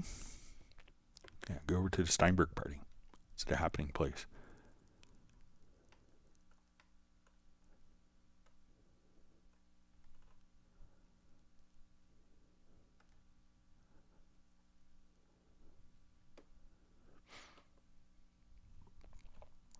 All right, my chat field jumped on me. Let me find my spot.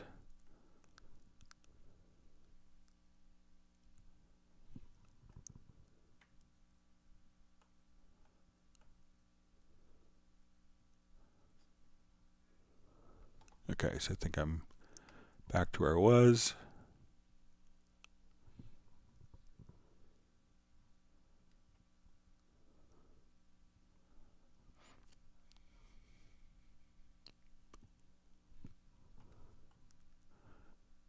Okay, just reading through comments.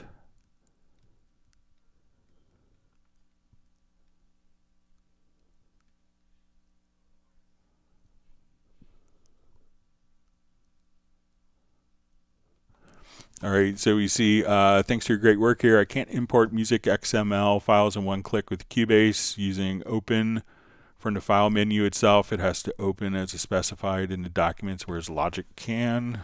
All right, so let me just export a music XML.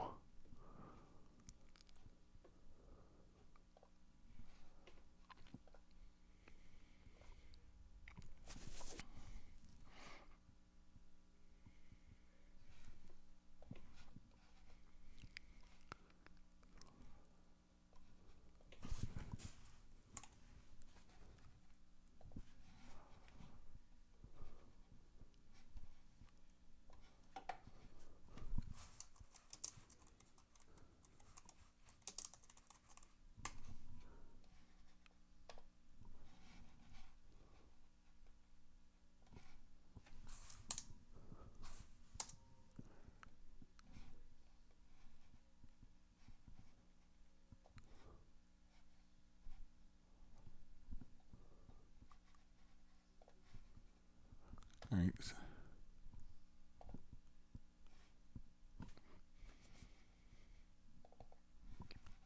Just set the staff here.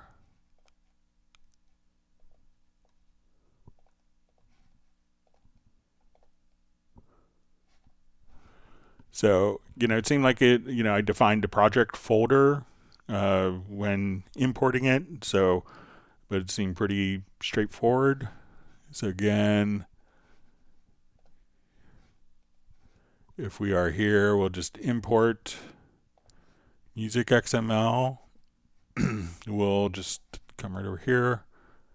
So here we define the folder and then the files imported. And now we'll just translate that quickly to Grand Staff. So, it looks like that.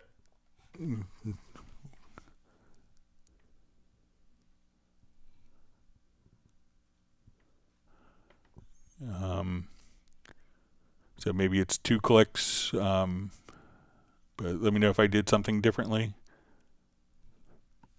All right, so we have All About Music checking in from India. Thanks for joining us today. Hope you're doing well.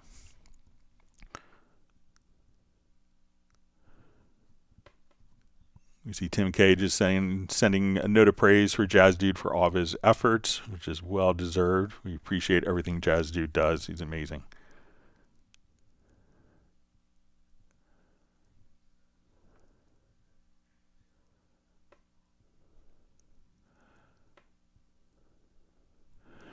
All right, so we see lots of hearts kind of going up. Right, so John A. Walker says, one problem with Cubase 13 is it can't find a metronome to play. If it is any help, it works fine on the laptop with no external sound card, but on the desktop, Windows 10 Audio Box 96, there is no click. So one of the things could be if you're using, usually when I hear this, it could be that if you're using the control room, that like as we are playing, let's say we have the metronome turned on, it could be just turning it on in the control room right here. So make sure if you're utilizing the control room that it's turned on. Also, some people may, if you go to the transport to the metronome setup, there's also like, okay, you want to click during count-in, you want to click during while playing, check to make sure that isn't turned off. But 9 times out of 10, it's someone turns it off in the control room inadvertently. So check right there, and see if that fixes it for you.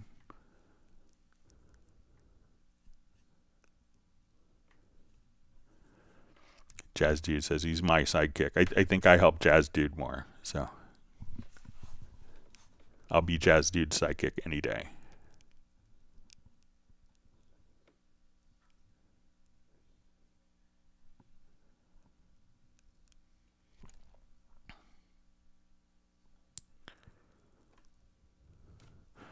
Okay, so we see from Sway TV, it says, why does Steinberg have the same product listed twice? You could purchase a full version of Absolute 6 So let me know where you're seeing it listed twice. If it's on the website or uh, if it's in your hub. But yeah, Sway TV, if you could let me know, that'd be helpful.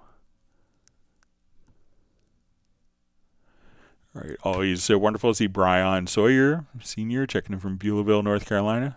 We're glad that you can make it. Now you can sit back and relax.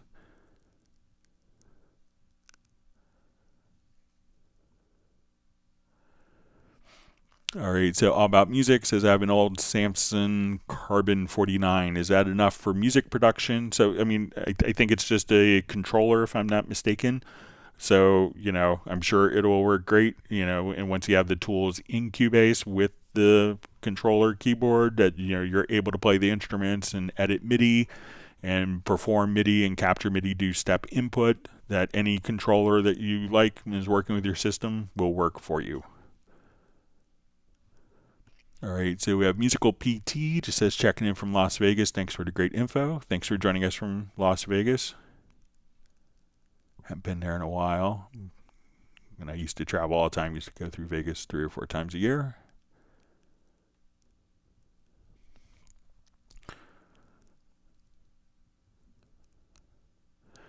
Okay, so we see a question from All About Music. Why do people use multiple synths when we already have Retrolog? What extra do they offer? There could be some, Retrolog is an incredibly deep and powerful synthesizer. So if you're doing just kind of like raw synthesis, then, it's really kind of hard to beat for like a virtual analog concept of a synthesizer. But there's other forms of synthesis. So it could be like frequency modulation or FM synthesis. There's wavetable synthesis. There's granular synthesis. So there's different synthesis options, and sometimes you just get particular filters, and people may like to filter this instrument as opposed to a different instrument, or they like the layout or the modulation matrix. So so there can be different forms of synthesis, but sometimes it's really easy to get into a rut. It's like, oh, I used this pad sound once and it worked really well in this project.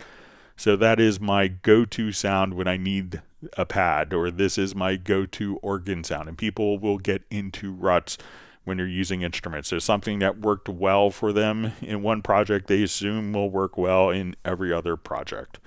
But I think that with the Steinberg instruments, that you're not missing anything by not having a lot of third-party instruments because of the offerings that come with Cubase or with Absolute 6, which is an amazing deal currently.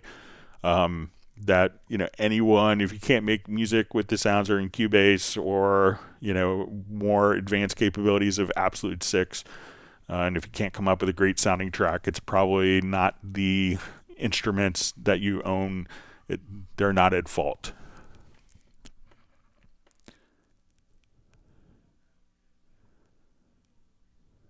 Okay. So wonderful to see Capped Energy Music from Harrisburg, Pennsylvania area. Thanks for joining us today. Great to see you on.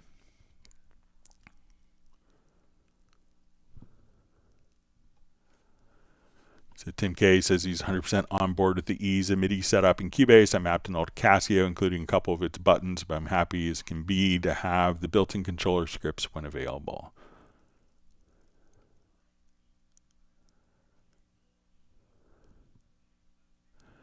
Okay, All About Music asks, can I save all my projects to an external SSD? So the easiest way to do it, there's a lot of people will use an external SSD for just, hosting all of their projects. So when you start a project, you'll say new project. And when you go to prompt for project location, at this point, you could start it from your external SSD. If you want to archive it and back up your project, which is always a great idea, you could just choose to go to your file menu, select backup project, and at this point we could select the location. So with the backup, it's going to prompt you for a new location. So you want to say new folder, and then you want this to be on your external SSD, and then all of the files can be archived as your backup directly to the SSD. So yeah, no problem.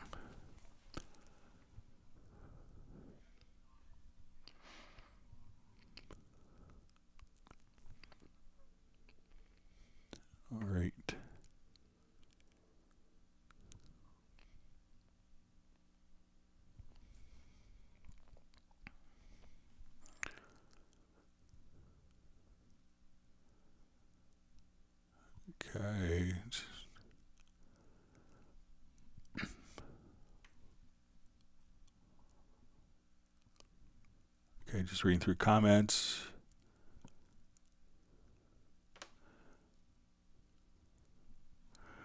All right, so we see David M. just says, hi, Greg, thinking about the Cubase sale. I'm thinking of Dorco Elements might be okay for my needs, but what would Pro give me above Elements? So it's going to give you some additional content of sounds, unlimited staves for, and I know you do big band stuff. I think Elements may be enough to do big band. So, you know, but there is a pretty detailed comparison chart, I'm sure, online. So let's just take a quick look.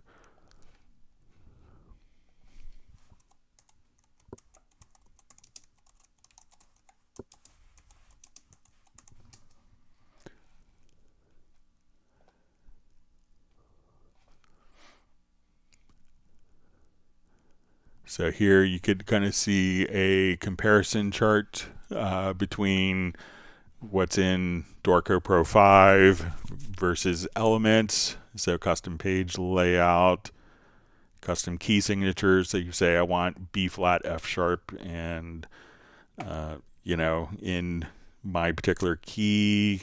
So here you could just kind of see a number of, you know, engraving options. I don't think are as powerful in Elements.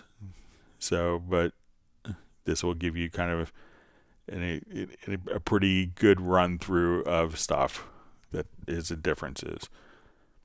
But you probably have access to a 70% off for Dorco Pro. So I know you just got back from vacation, probably spent a bunch of money. But that's a pretty good deal with, you know, so check your vouchers in your My Steinberg account.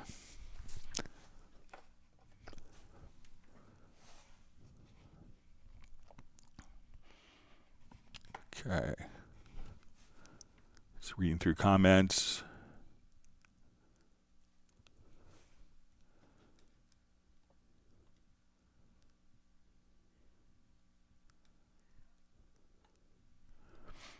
All right, so we see Marco says he's still searching for a way to change page from another MIDI remote. So I'll mention it to the Steinberg team as well.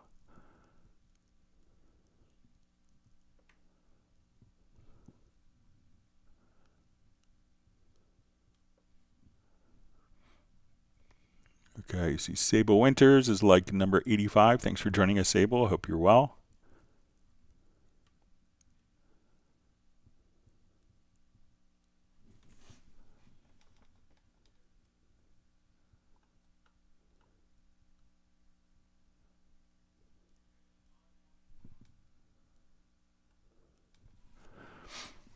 Okay, so we see a question from Paul Claridge. Thanks for joining us. Great to see you on.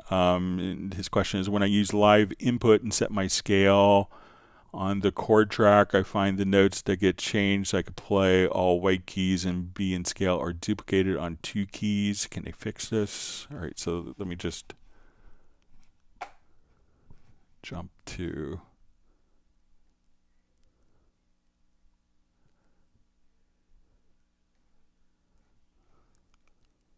let me see if I have one I was thinking. Okay.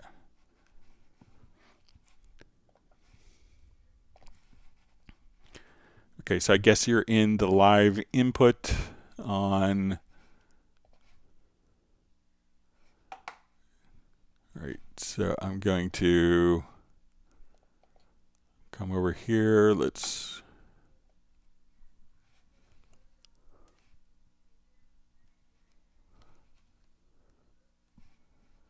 go to my chord track, and I'm going to create the chord events from my piano part. So we have this. All right, so I assume that maybe we are, just do new track version. All right, so we will,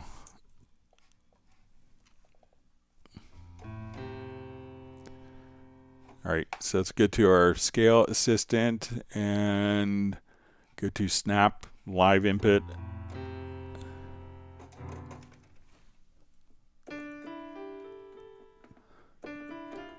All right, so let's say we are, and I'll just show this so we can see the chord track and the global tracks here.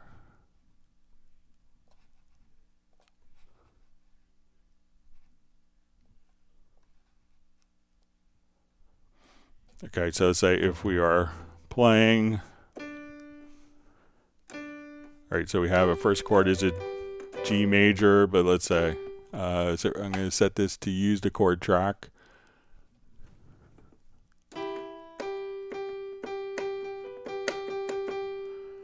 Okay, so now as we are playing the chord, so I'm just going to play like different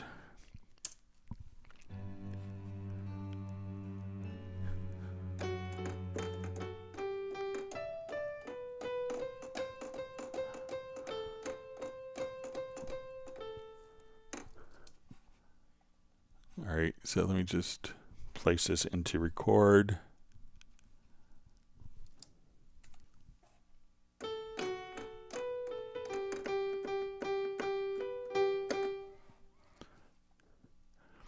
All right, and let me just, I probably have my auto quantize on record. Sorry about that.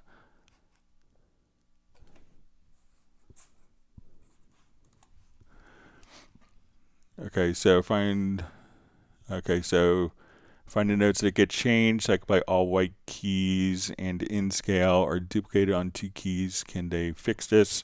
So sometimes, like if we're playing, so if I hit a G note here, and if I play the notes like a half step, so some of the notes, like when I play 2 different pitches and I record, let's say like in, if I'm in, if I play 2 notes that are next to a note, that it's going to automatically change this. So let's say if I record, so I have like a G here, but let's say if I play an E flat and an F sharp, it may just automatically, it's only going to really follow the particular chord track.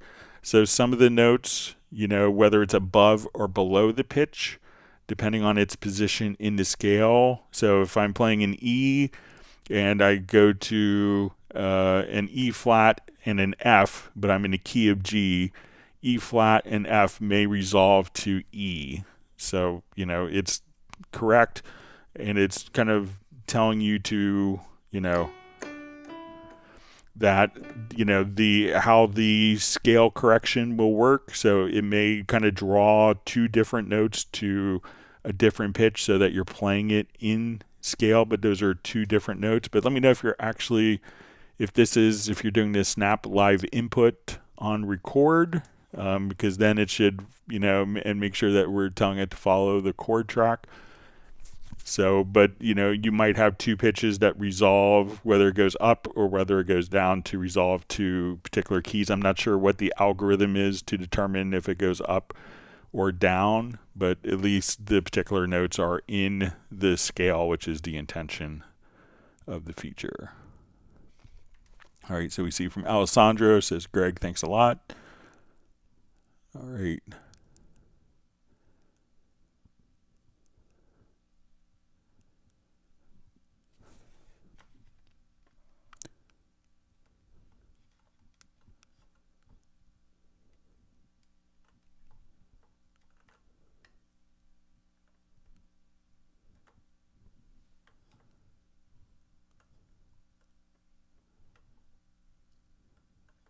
All right, let me just find my spot. My chat field jumped on me.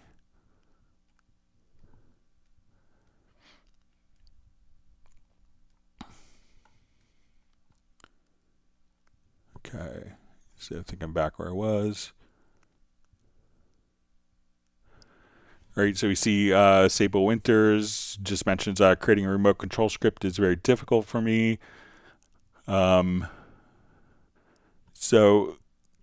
But let us know what particular controller that you're using. If you need help, Sable, just kind of send me an email. I could probably remotely log into your system and get it going in a few minutes if you want to. But there's also, if you go to the Steinberg forums, there's lots of user-created scripts, so there's could be a good chance that your controller already has a script that someone else has made and shared. So you could maybe check that out.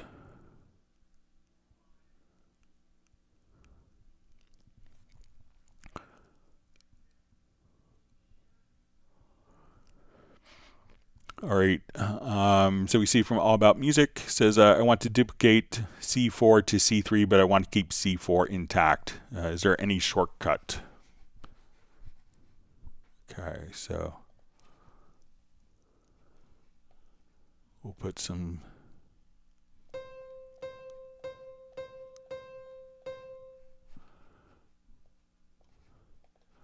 Okay, so I think if we just hold down.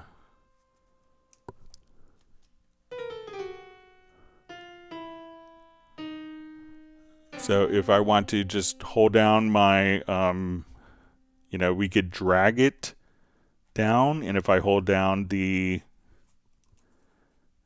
so I could just come here. So let's say I accidentally moved it in time.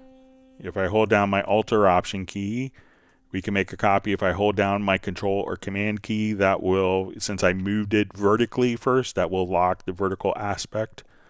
And we could duplicate that. If we wanted to do it with a logical editor, we could go to MIDI. And I think I usually get this, let's say, insert.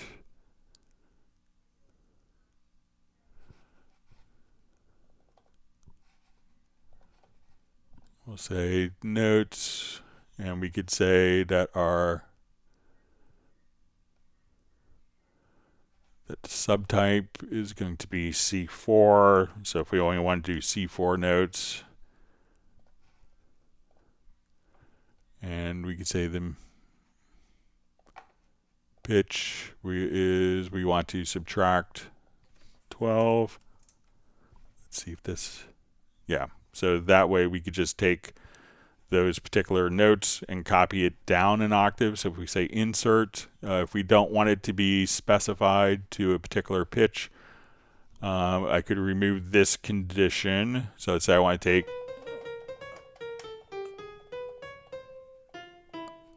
take all of those notes, and let's move those down an octave, but keep these notes intact. I could do that. Now let's say if you wanted to do something, okay, I want to move those notes down an octave, and I see their velocities, but I want the notes at the octave below to have a velocity -15. So now what we could do is say we're going to take the velocity and subtract 15. So we could copy the notes down an octave and then drop the velocity of those notes. So if we look at our velocity position currently, now I select those particular notes, we could see that these notes, we could see the velocity differentiation. So you could do stuff like that a couple different ways. Let me know if that makes sense.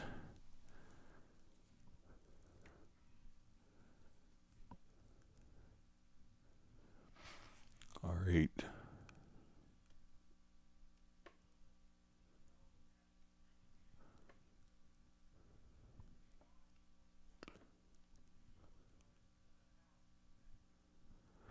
Okay, so we see, thanks again. What I meant was opening the music XML from outside Cubase with the open with option. So let's take a look at that. So I'll come here to my Finder, let's get to desktop, and I'll open it with Nuendo, and we'll see.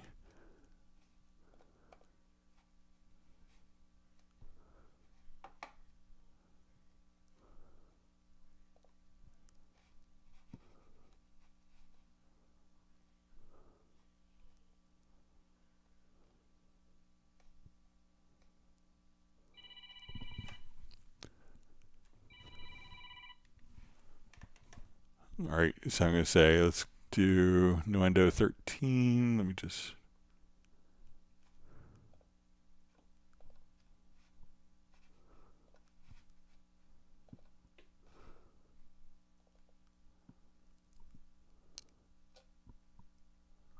Now it's going to open Dorco by default. So.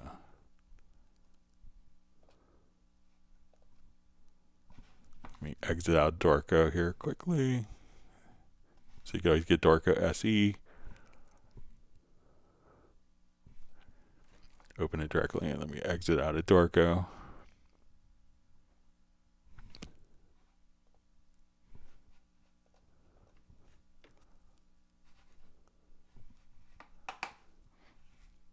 Okay, so say create empty.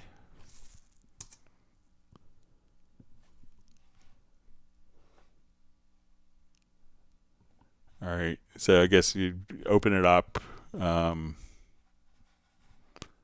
So I guess now we would import, but I'll just, yeah,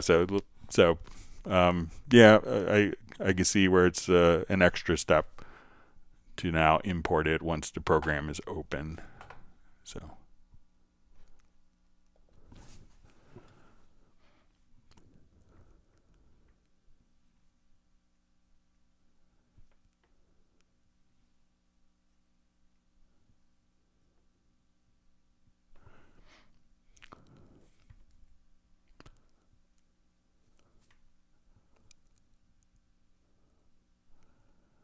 Okay.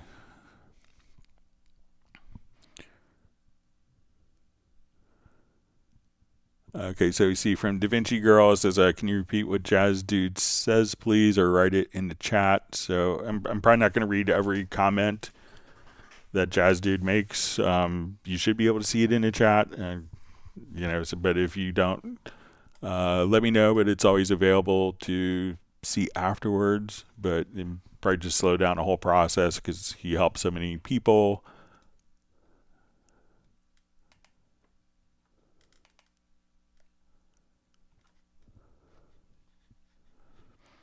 All right.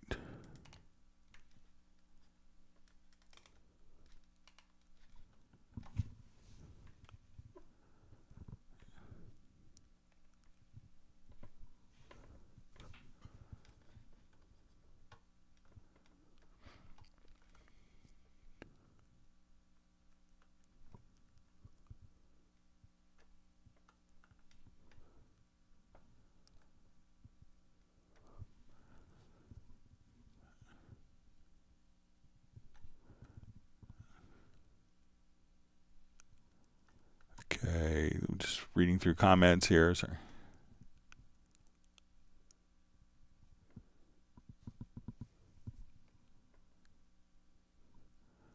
See, Michael Team says he uses Pad Shop a lot for voicing ideas.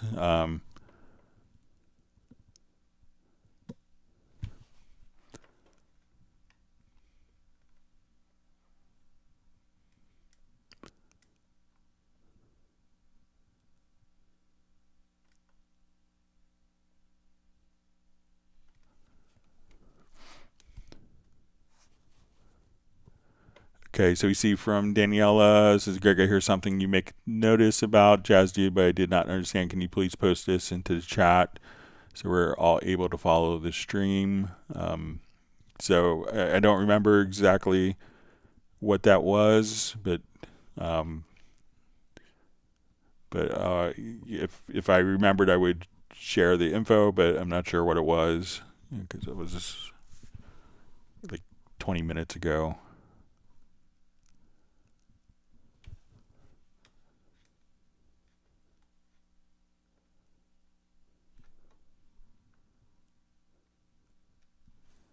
See, Captain Energy Music is saying that Michael Teens is the Ice Cream Man, as referenced by the popular Van Halen song from their first album.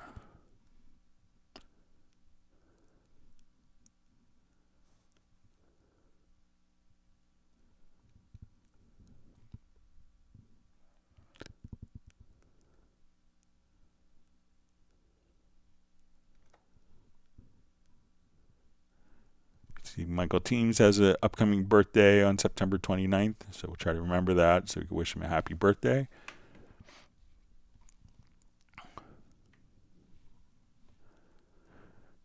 Okay, so Plantan just asked, hi Greg, can you show me how to upgrade from Cubase 10 Pro to Cubase 13? I am in South Africa. I want to see the payment options. So when I do it, this is going to be localized. So for me, so what I would do is, let's say we go to the website. We'll go to steinberg.net. And let's say we'll go to Cubase. Let's say, okay, we're going to buy Cubase 13. Let's say we want to buy Cubase Pro 13 from version 10. So we're going to do an updates and upgrades. So let's say we want to update from Cubase Pro 10. So in the US, it's now on the current sale, $99, but this is going to be localized for US currency because I'm logging in from the US. So it's going to be your local currency. So if you're in Europe, it's euros. And excuse my ignorance, I don't know what the name of the currency is in South Africa, but it would be just a local currency that's shown here. So let me know if that doesn't show up for you, but that's how you could do it. And you want the update from Cubase Pro 10, then you can do that.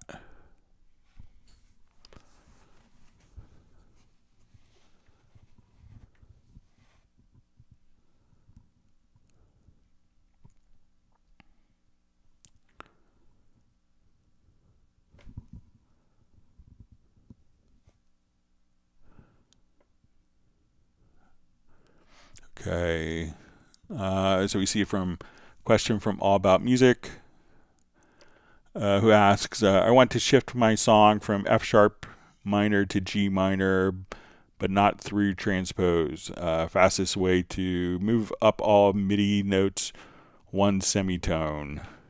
So probably the fastest way is if you select all of your MIDI events, and then if you don't want to do transpose, so this is the fastest way to select all the MIDI events, and from the info line, go up. So let's say I want to take all of my MIDI events here. I'll just revert this project.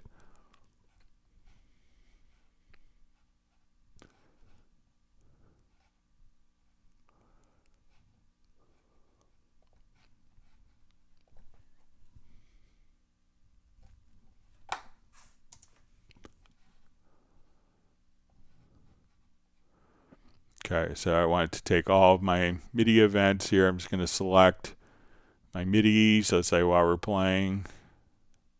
So all those are selected, and I could just choose to transpose. So I don't have the vocal selected, but I can.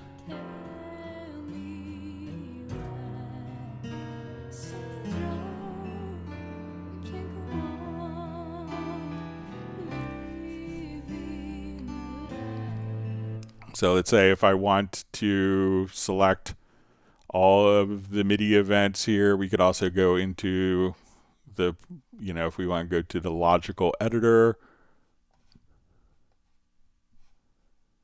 and you could have this as a keyboard shortcut. So let's say, again, we go to logical editor, and we want to take MIDI notes, and we want, so we'll say type is equal to MIDI notes. We want to transform MIDI notes. We want to take the pitch, and we're going to add one semitone.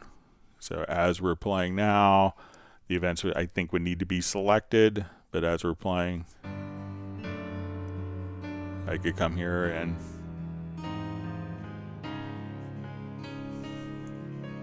if we go back, I could undo. So you could also utilize a transpose track. So if we come here, I could just say, let's add a transpose track. And I could say, okay, starting right here, I want to go up one. So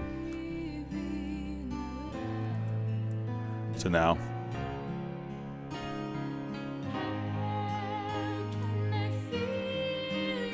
And then if I want to go back to our tonic key, our root key,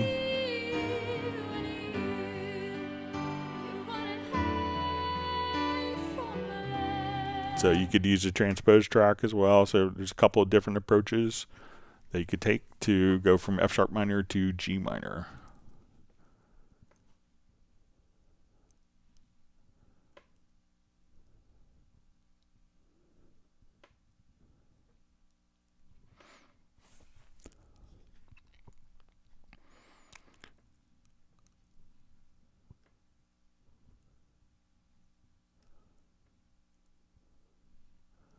All right, so Daniel asks how I am doing. So doing great. Just looking forward to a nice, relaxing weekend.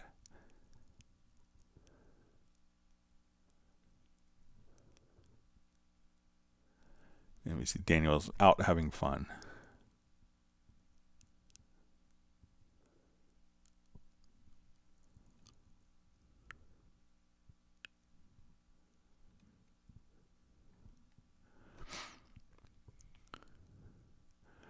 Okay, so we see Heatwave just says, is there a shortcut to bring MIDI higher with 1 octave? So if I wanted to come, let's say, to my MIDI notes here, so let's say I have like these, I'll just adjust.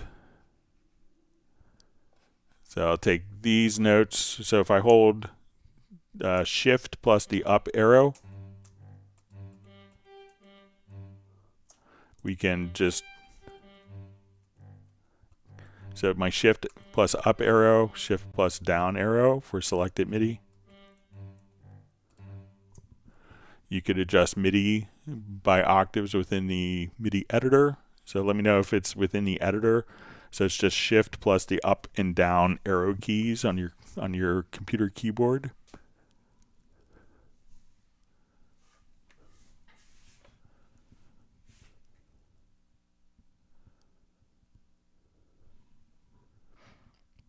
All right, so see I have more songs to play bass on for Michael Teens coming up.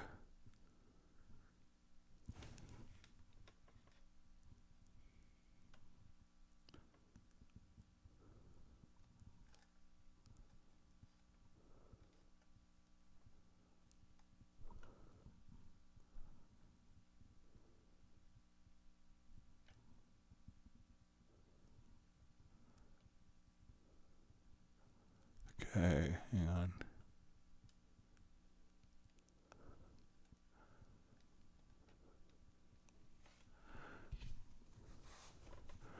All right, so see from All About Music, who asks, does Terminator mode work for, say, volume automation on controller lanes? So I'm not sure what Terminator mode is. Maybe if you could explain what Terminator mode is, then I'd be happy to see if I could answer the question for you.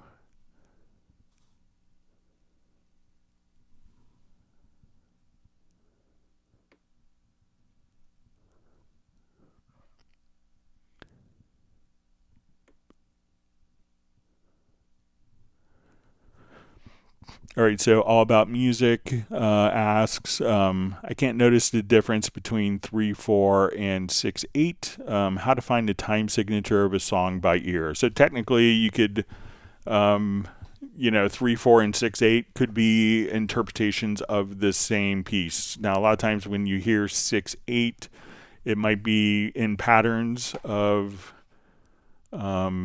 patterns like that are kind of grouped together, like 3, we'll call it like a triplet pattern or a pattern of 3 notes that often repeats.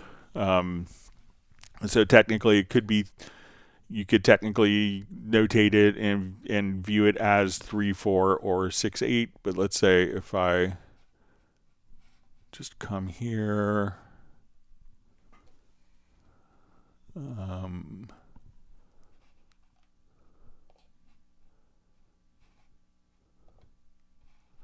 so here we are in 6/8.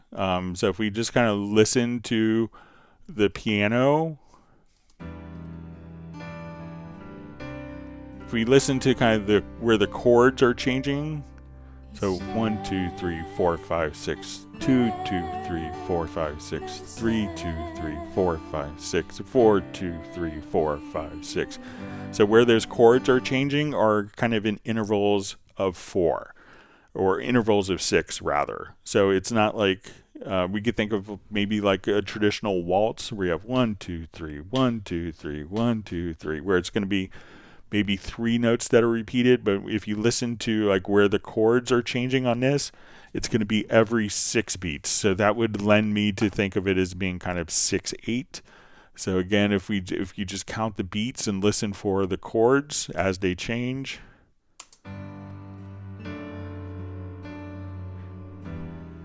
the 6 beats. 1, 2, 3, 4, 5, 6. 1, 2, 3, 4, 5, 6. And the vocal phrasing, so we could count it as 1, 2, 3, 2, 2, 3, 3, 2, 3, 4, 2, 3, 5, 2, 3. But that's not really like where the melody is or where the chords are changing.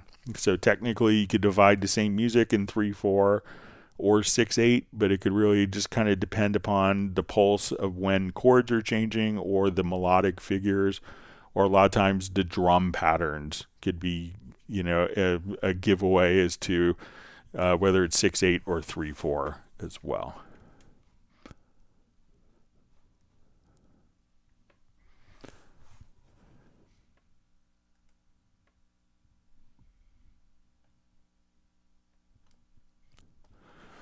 All right. It says, Greg, do you know if Dorco is 100% MuseScore compatible? Does it accept the own format of MuseScore? So I don't think so, but you could transfer files back and forth with Music XML, just like as I'm sure that MuseScore doesn't open Dorco files. So, both, obviously I think Dorco, has a tremendous amount of features that maybe aren't present in other programs. So, if we don't want to limit the file format compatibility because other programs don't have as many features.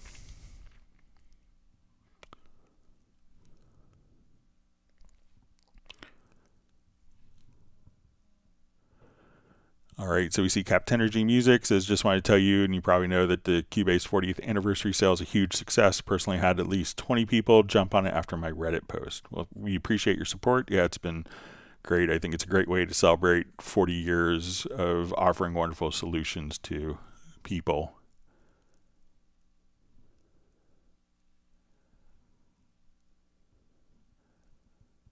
Captenergy Music is getting ready to celebrate Michael Team's birthday at the end of the month.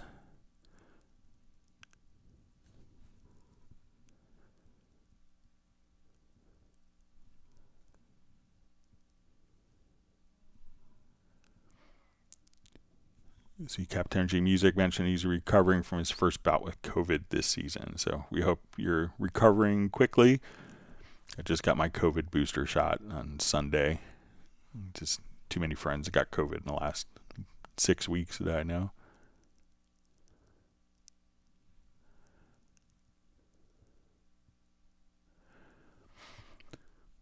Okay, so we see a question from All About Music. It says, Greg, I've never used templates, but always empty project. Can you quickly take us how templates work? So let's say that you want, this piano sound. You know that you want to start off with a particular groove agent kit. So let's say we're going to start building a template. And a template is really just a project, but often without any notes or audio recording. So let's say, okay, I want to have a groove agent kit. So I'm going to load up something. We'll just say,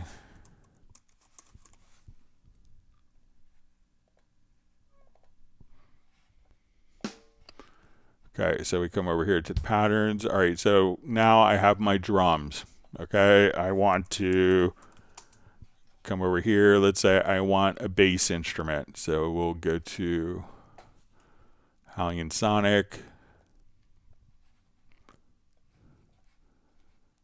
And let's go down to the electric bass, and I want the clean, like, Music Man bass sound. So we'll come over here.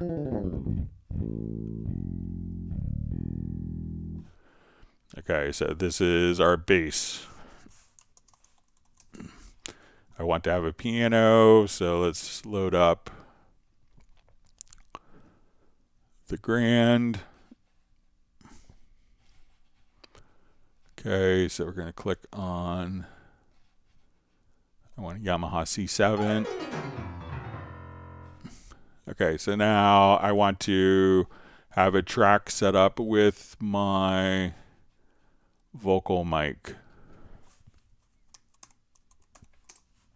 And I want to have a guitar. So we'll come over here.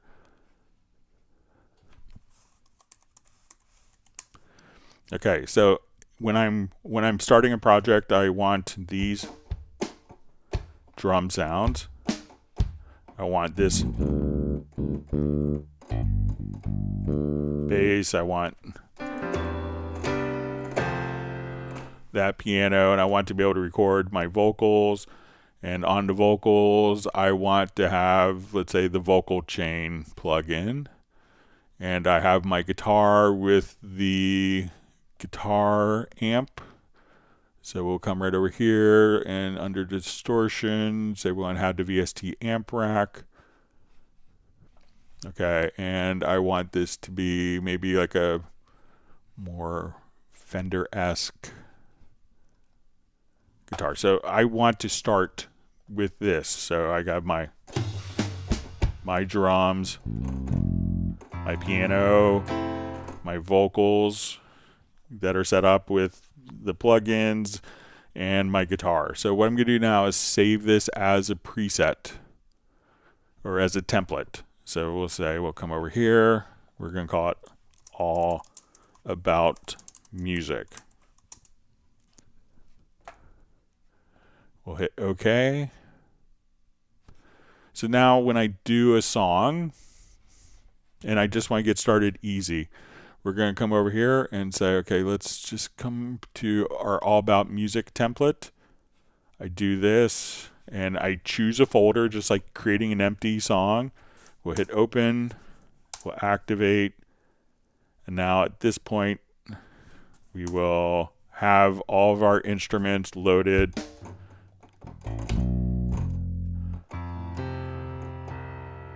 Ready to go, so that I could just start working without having to load up different instruments or tracks or track presets all the time. I could just start off directly with a template with all of those things loaded up.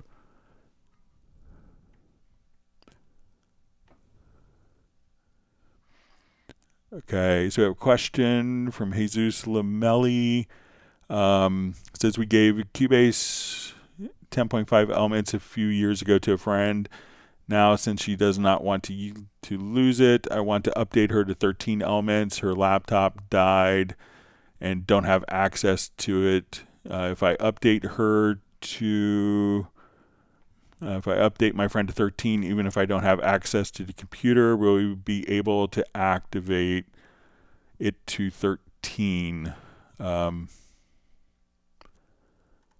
Okay, so if you have, so if you just need to have access, so the laptop died, you don't have access to it. So what you could do is, if you go to the Steinberg website, you could request, and you're going to need to do this, next year the license activation won't work, so do it this year. It's a good time to do it with the current promotion, but let's come over here, and you could get a Steinberg request, soft e-licenser,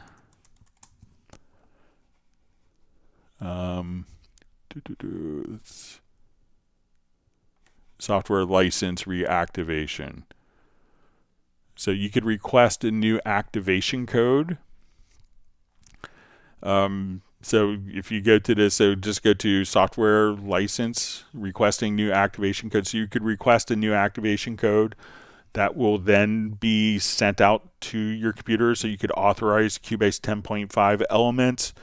Then when you upgrade to Cubase 13, it will look for that particular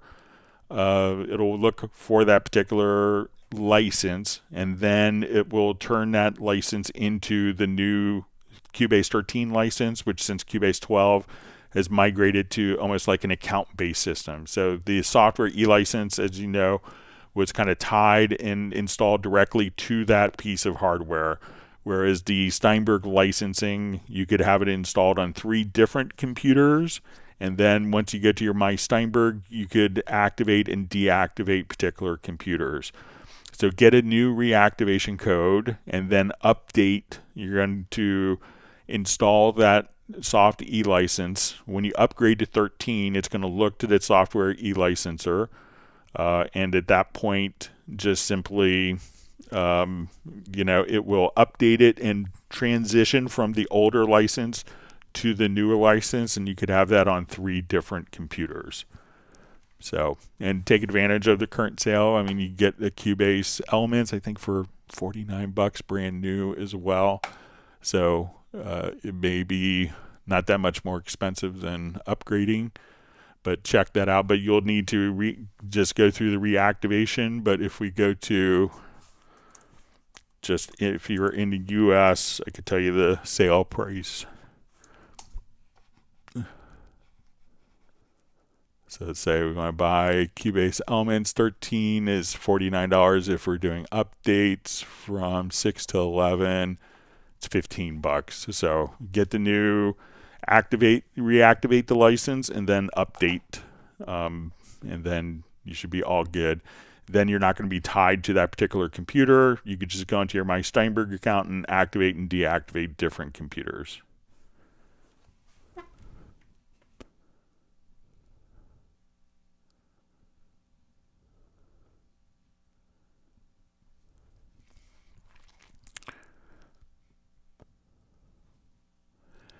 Okay, so we had a question. How can I put a sampler folder in the media side? So a lot of times when we go and we see our loops, so we go to loops and content, we could see, the pretty picture with all of these. And this kind of indicates that these have all the correct metadata, and are working as expected for kind of different, excuse me, let me clear my throat. And these are working for, all of the different metadata so that when you drop them in, they fit the key, they could fit the tempo automatically of your different songs.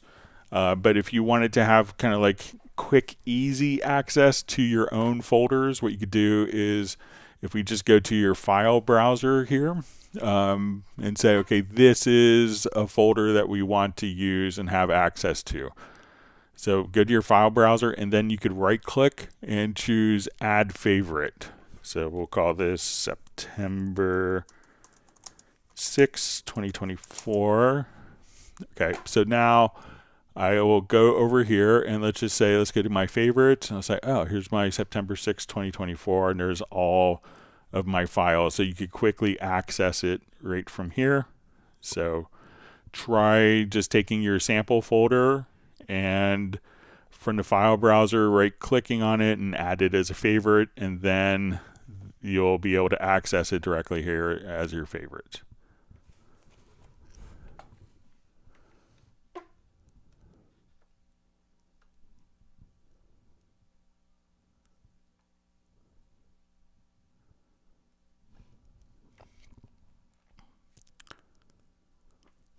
Okay.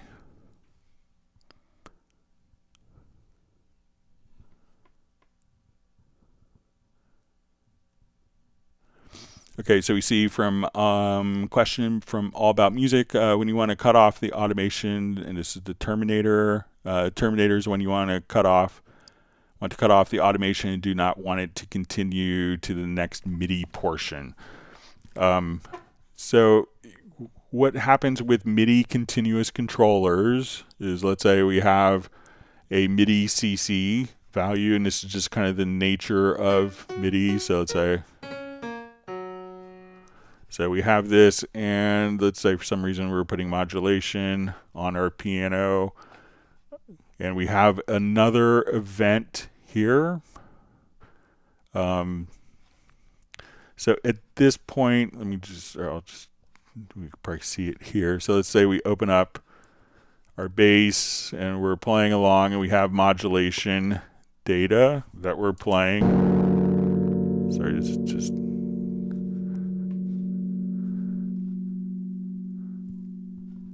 So we'll probably see our modulation data go up and rise here. So let's just do.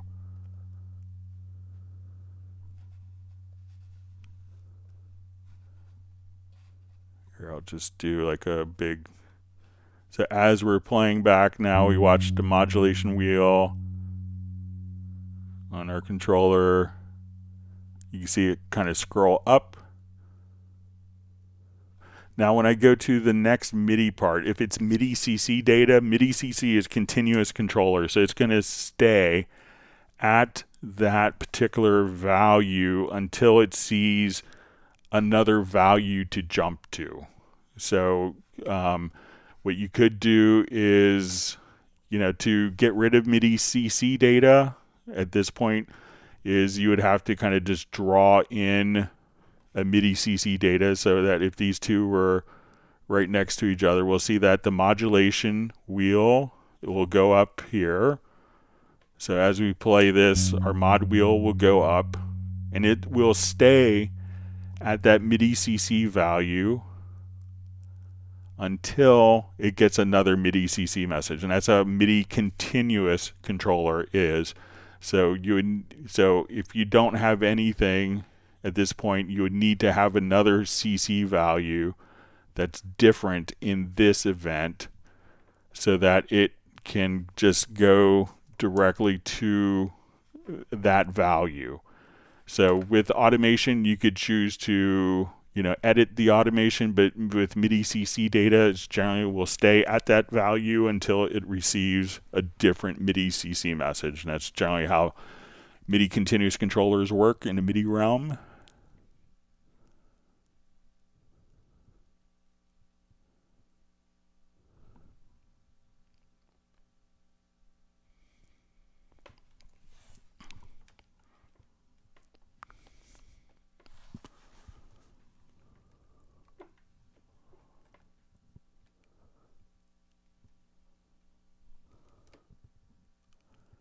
All right.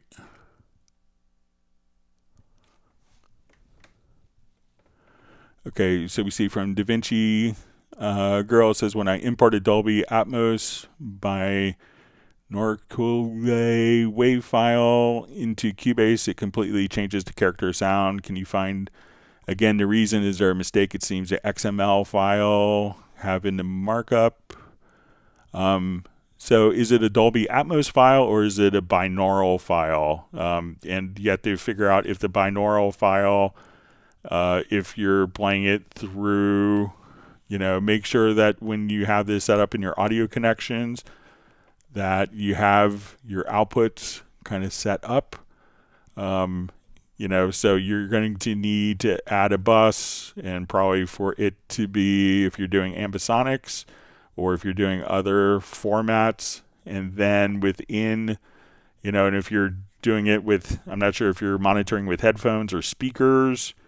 So if you're doing it with speakers, you would need to have the decoder plugin to automatically decode it. So you could, if you give me some more information, that would be helpful. And when you say the XML file, are you importing an Atmos, like an ADM file, or is it just a standard wave file?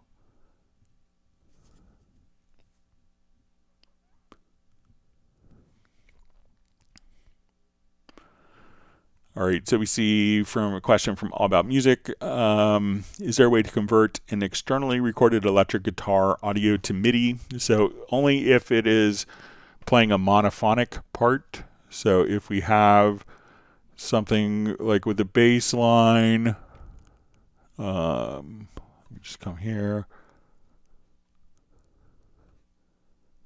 So let's say if I come over here to the bass line on this,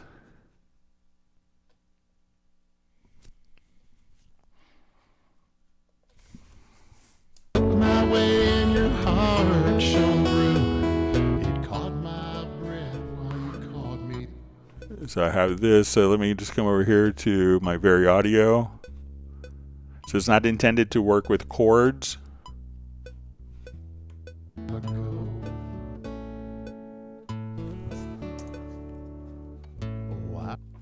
Then I can just come over here within Very Audio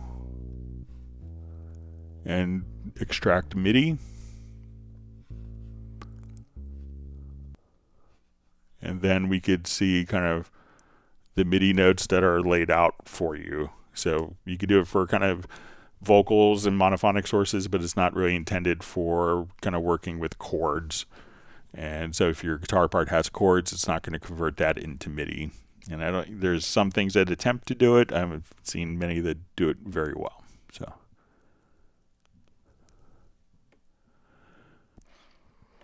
All right, so we see all about music with this kind words, just saying these live streams are gold mines. Thanks, Greg.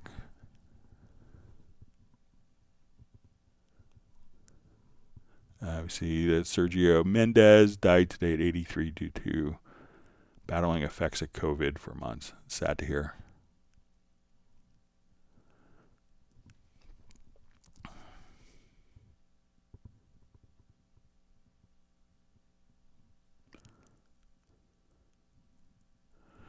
Okay, so we see from All About Music, which is better, an instrument track or MIDI track, and what's the difference? So if you're doing virtual instruments, probably, a instrument track is well suited for loading up virtual instruments. And this is really good because what we could do is within one track, we know exactly where the volume is going. We know that it's a virtual instrument track. Now, if we're dealing with an external MIDI device, so let's say you had a Moog synthesizer, Yamaha Montage, etc., a drum machine that you wanted to use, then that's when you would want to use a MIDI track. So a MIDI track could send MIDI to outside of Cubase into like a hardware instrument, and at that point, the audio is generated by the external instrument, whereas when we use an instrument track, it's always going to be kind of internal. So this allows us to run all of the VST effects and the channel strip and EQ and everything that we often expect in production. But when we send MIDI, a MIDI track is going out to the real world and then back in. Now we can send MIDI tracks to virtual instruments, but there's not so much of a benefit for that. Sometimes if you're working in a multi-timbral instrument, you could do that.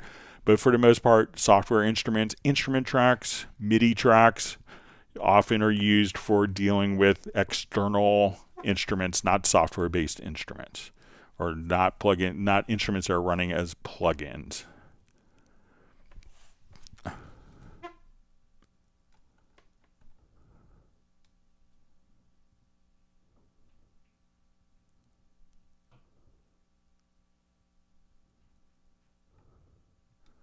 All right, so we see Gerald Ely on from Martinez, California. Thanks for joining. Great to have you on.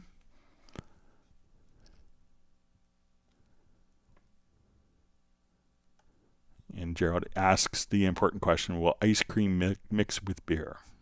It's a good question to have an answer for.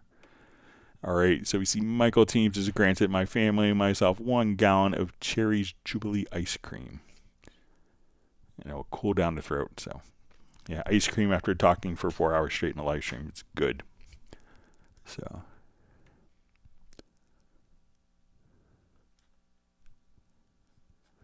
all right, so I'm going to jump to some questions that were sent in. We had a number of questions that were sent in, so let me get to those.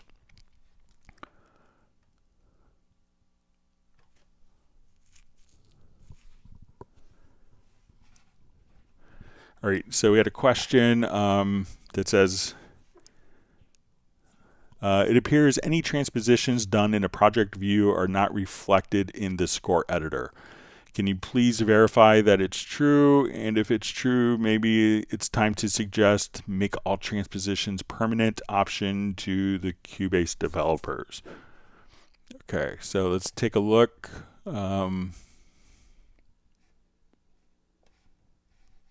Show you some tricks with this.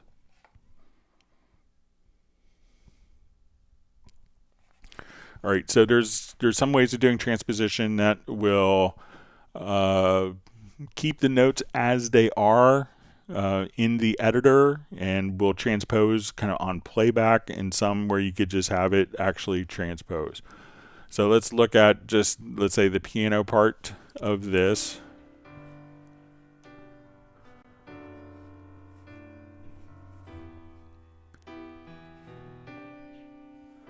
All right, so if I select transpose here from, so we'll just kind of look at it.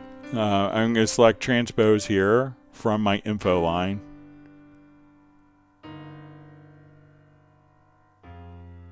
So we transpose, but we notice that the notes didn't shift. So if I go up, let's say 4 semitones, a major third, these notes aren't shifting here, but it's just actually taking these notes and transposing them on the fly. So if I want to go down,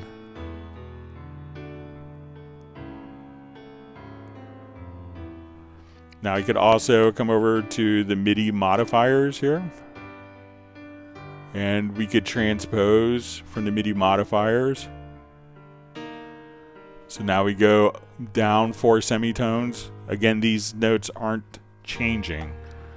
To change these notes as we do the transposition, we could also just come and we'll see from the MIDI that we could say freeze MIDI modifiers.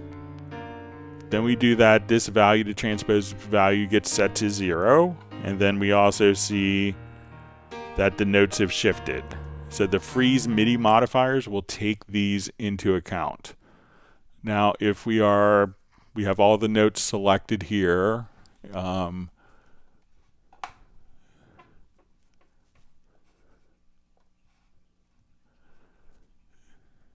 so one of the things that we could do also within the editors, let's say I want to take just a section.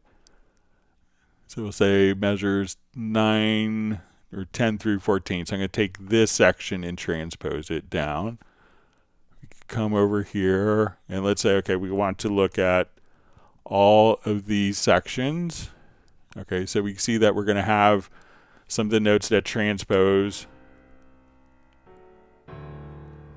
like there. And if we wanted to see these in the editor, I think if we right click, there is a indicate transpositions.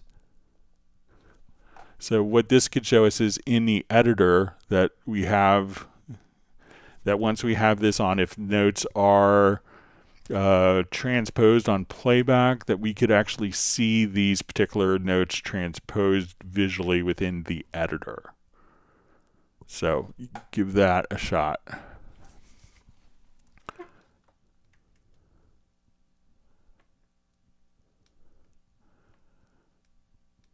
Okay. So we had another question mailed in. My question today is about using Hallian 7 and the program Eagle and Orchestra in the instrument. When I press keys on the keyboard, it all sounds fine. But the strings in the program seem to stick and sustain forever. I've even tried changing them with the strings release knob in the panel, but they always jump back. Can you explain how sustain works and how I can stop the sounds from continuing forever? Secondly, how can I sidechain these key presses to a beat on another track? I'd like to sustain them and release, adjust the releases to my choice. Okay, so let's go ahead and we'll just do a new project.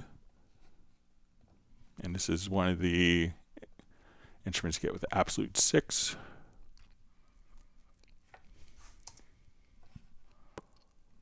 So we see the template that we started off here.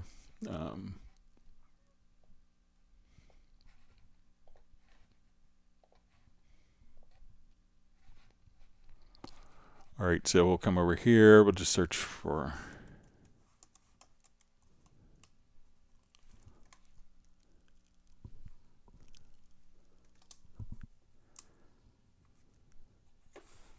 and let me just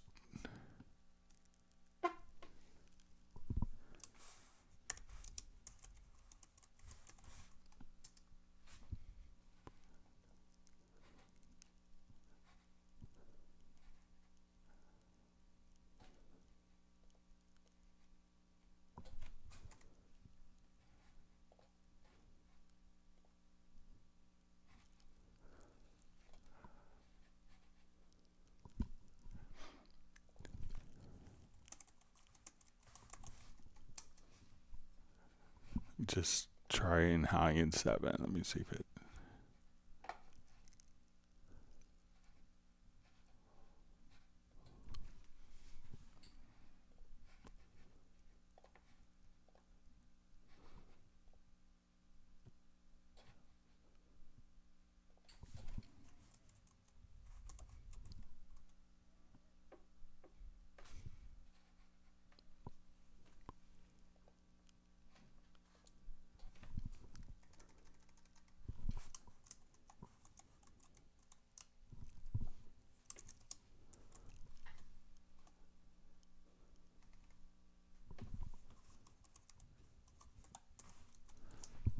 Hang on just one second. I have to get something from outside.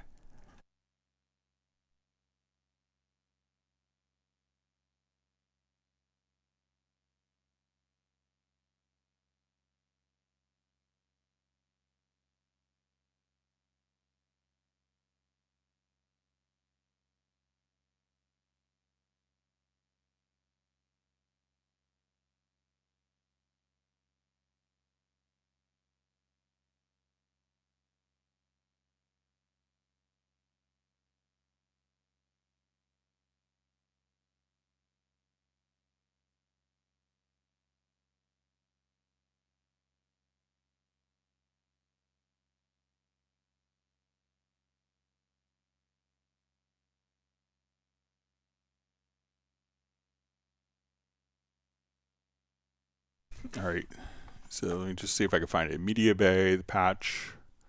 Sorry about that.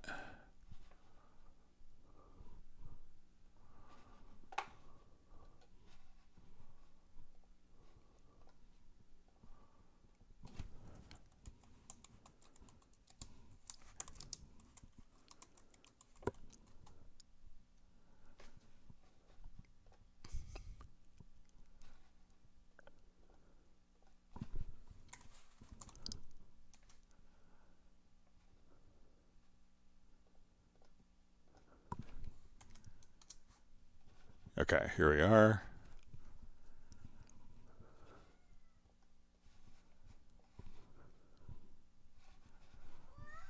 All right, my cat Steven is coming in to say hello.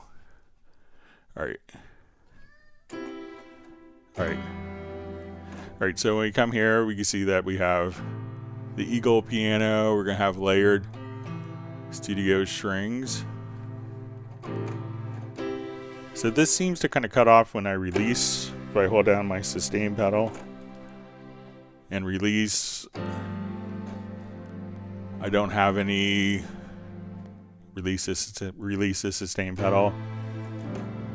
When I release the keys, it all seems to kind of, release as expected.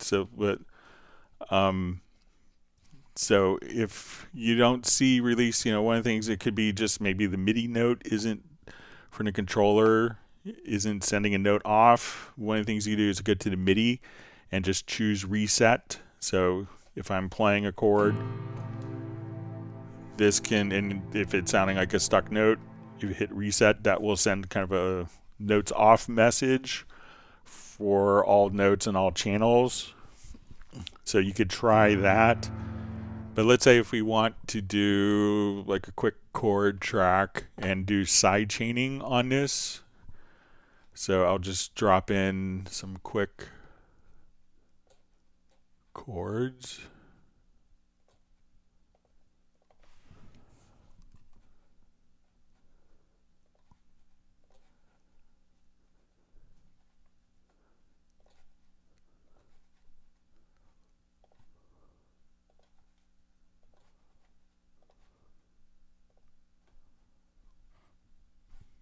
Okay, so let's say we're going to have,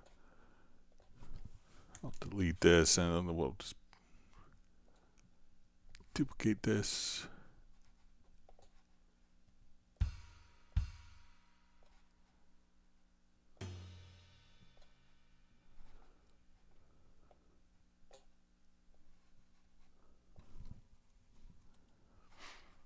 Okay, so let's say we have these chords and we want this to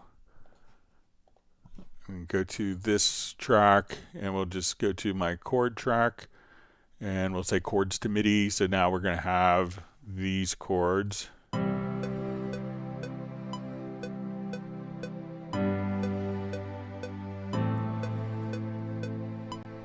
Okay, now if we want to do a side chain with like an audio track, come over here, let's find just a quick drum loop.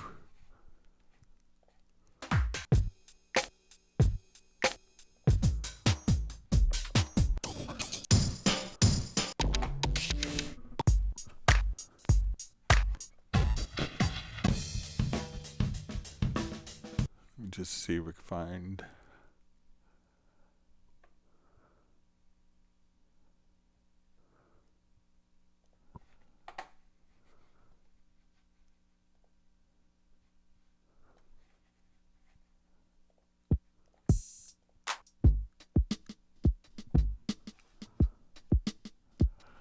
Okay, so I want to do side chaining on this. So if we're playing these at the same time, let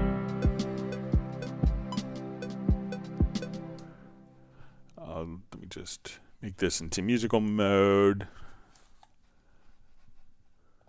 quickly.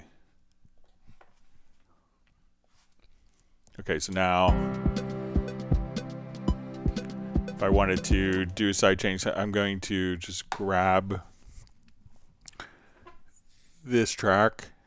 So, and let's get to the audio capabilities of it. Let's come to the channel strip and let's do just a quick, do standard compressor.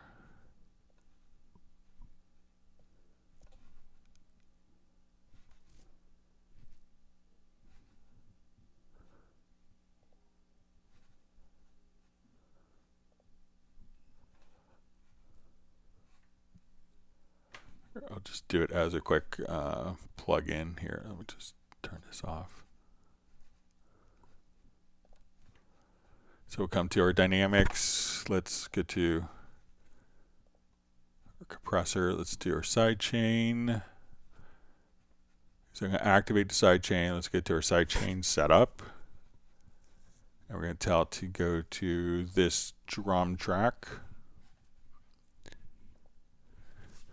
So now when that drum track kicks in, we should hear that this is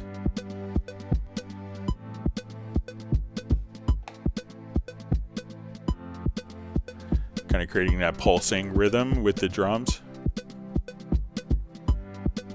So if we turn that off, we hear just kind of straight kind of pads. Now if we want that pad to be more rhythmically active,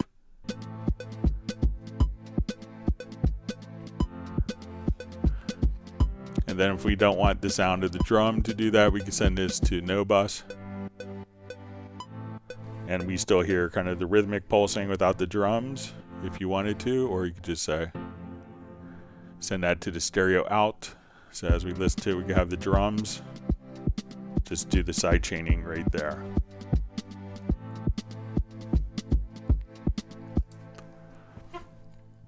All right, let's get to the next question that was mailed in.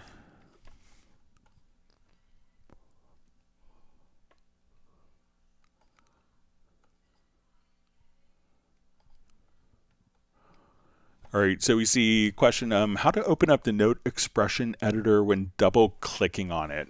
So this is a change I think happened maybe 11 or 12.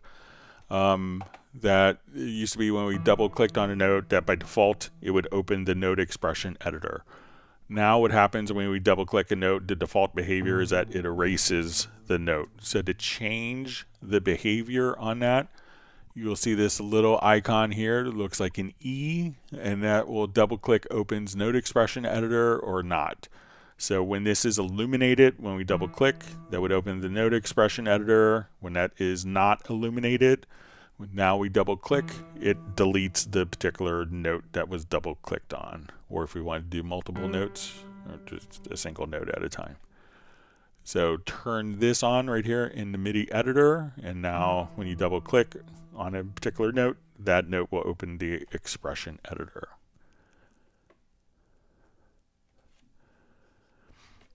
All right, another question that was sent in is how to lighten the editor background in Cubase. So sometimes if we have our editor and we select notes, depending on how small the notes are, it could be hard to see which notes are selected. So if you wanted to lighten this editor background, what we could do is go to your Cubase, go to Preferences. We will say, so we'll go to under Color Schemes, so we'll go to User Interface to Color Schemes, and we'll see our editor area background. So I'm going to move this over so we're looking at this. So if I want my project area editor to be brighter, I could say, okay, here's my project editor. Or if I want my editor background to be lighter, I could just come here and change those particular values.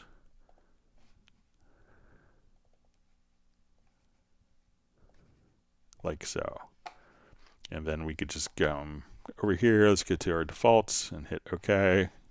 So again, go to your preferences and user interface, color schemes, and you'll see editor area background.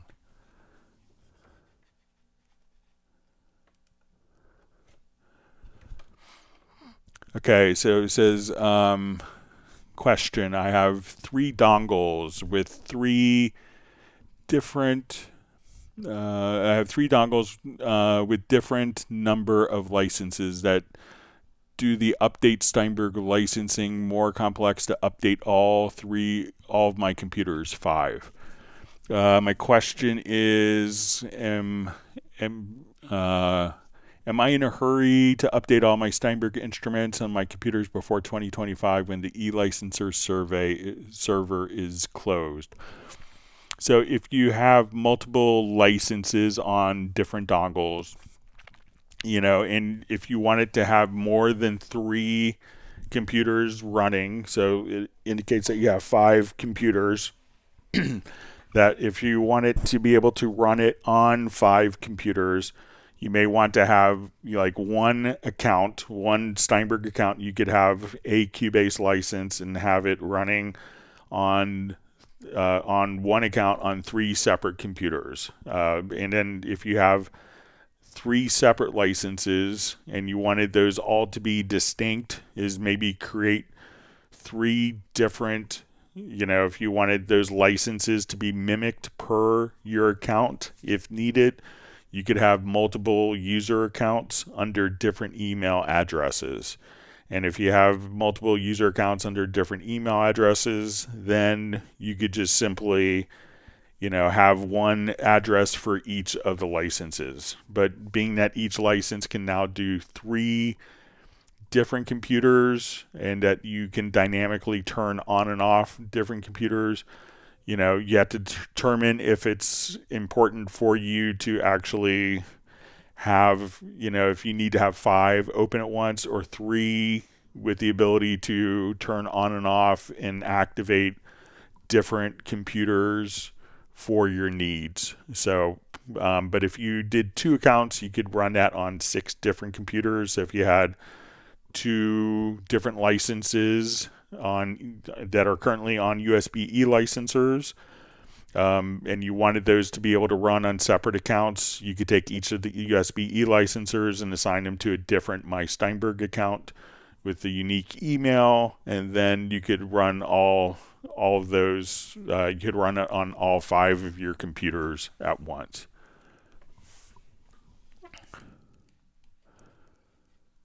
Okay. Another question. You've had this question before, how to send your project for mastering. I'm asking how to send your project for mixing, both to another Cubaser and to be mixed on another DAW. I'm thinking bypass all processing, inserts, sends. Is there a fast, easy way to do that and then turn them back and on and off again? All right, so let's come over here.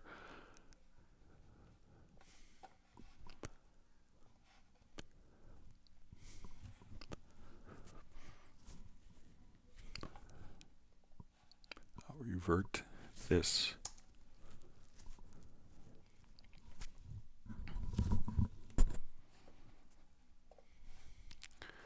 Okay, so let's say I open up my mixer. One of the things that you could do is if you come, so let's say we have like lots of effects and we have different inserts and effects going on here. So if I go to my main mixer and I want to bypass all the processing, I could come right over here. So we could say it's going to be command. You could just come right over here, and a lot of times I think you have to hold down the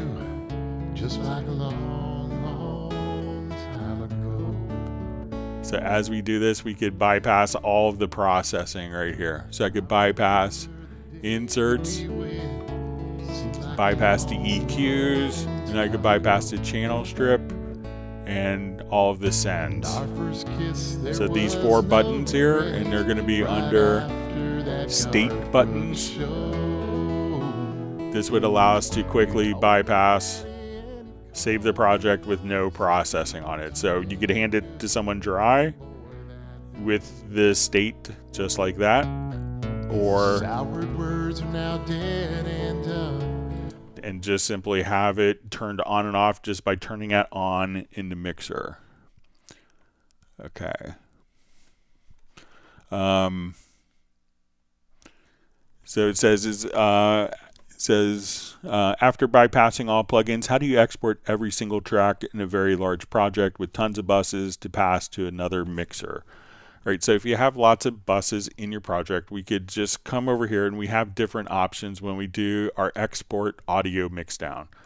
So let's say I want to send something over to someone else who's mixing. I would choose multiple, and here I could just say, okay, I want my group channels, I want my effects channels to be rendered, and this would be rendered as separate files, so you could include that as a reference for the mixer. You could come over here, I want my instrument tracks and I want my audio tracks. So we can take all these different sources. Now under the effects section, if we wanted this to be completely dry, I would just say disabled dry. And then this renders all the files without any of the processing in it. If we wanted to include, we could also do a separate rendering of including the inserts and channel strip. Or you could do a separate rendering that includes the sound of the send effects. So if I have a reverb send on the vocal, that the vocal is rendered with the reverb, or if we wanted to have it rendered with the master channel section as well. So we have channels settings, we have the sends, and then we could also have the masters. So we have channel strip, sends, we have their channel strip, sends, and master right here. So you could choose any of the 4 different schemes for how you want effects or how you don't want effects. And you could just choose to do this. Okay, I want to do inserts and dry, and we could add this when we come over here to our export queue. I could just say let's add to queue. And now I want it to, and we could put this in its own unique folder, and I could say or let's say I just want to come here, so we'll say let's make it disabled dry. Let's add it to the queue. I want to include my effects. Let's add it to the queue, but maybe a different folder. So each of these can now be automatically multi-rendered with effects, without effects. You could have the effects rendered on their own separate tracks. So if they wanted to include those, so the reverb could be rendered on its own separate track. The delays, if you wanted to include those or exclude them. So just when you do the batch export, select multiple, select all the different sources, and under the effects, this is where you could change what is actually being included with the export audio and the processing. All right, so we have a question. I recently moved from Cakewalk Sonar X3 to Cubase 13 Pro, and am pleased that I did. But I have a lot of Cakewalk projects I want to convert to Cubase with MIDI and VST plugins. Is there any way I could convert the project, my Cakewalk MIDI and VST data to a Cubase project, Windows 10? So currently, I don't think that there's a clean way of doing it. So it's there isn't. There's a DAW project which is attempting to do this. It hasn't really kind of caught on so much yet, but the intention is to easily migrate like plugin settings and the capabilities, and like which instrument was used. We currently can do it with kind of a generic thing with the standard MIDI file, but it's not going to include which instrument, which preset patch was probably being used for a virtual instrument. And we could do audio kind of generically, but again, not referencing the plugins. So that may be something that's supported in the future as time goes on, but I'm not sure if we'll see the ability of Cakewalk being able to export that data. I'm not sure what the current status is of their development. I'm not sure if it's still being developed or not. So, but currently there isn't a way to do that. So what a lot of people will do is, render files just like we previously showed, or kind of manually recreating the projects. And the MIDI data could be kind of transferred over as a standard MIDI file, and the audio as an AAF, or importing timestamped files. But it's, but there's no like perfect interchange. And I think with, I'm not sure if Cakewalk is being actively developed anymore. So that could be a hindrance in getting them to, on their side, to be able to export in a particular format that could be interchangeable. So, but we're happy to have you on the Cubase family, and hope to see you on the live streams. All right, let me jump back to live questions.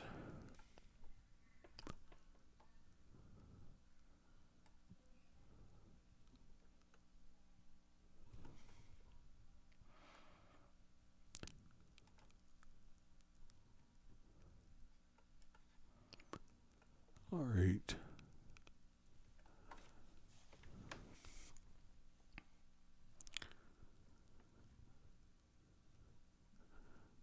All right, so we see from Roland Stuff says, thanks, Greg, for your advice earlier about setting up the control room phones with the Scarlett interface. Very helpful. I'll check the interface app, and if necessary, get back to focus. Right. All right, Michael Teams gave me a trophy for catching up to the chat. I get to do it occasionally.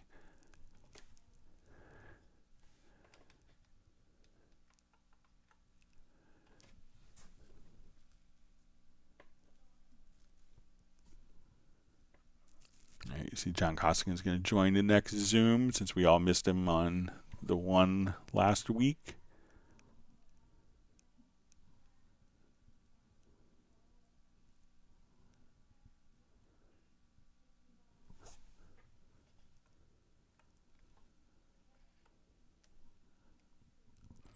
All right, so Uno Memento wants to know who the 100th person that will hit the like button. All right, I guess we have it. All right, so we see 808 King on.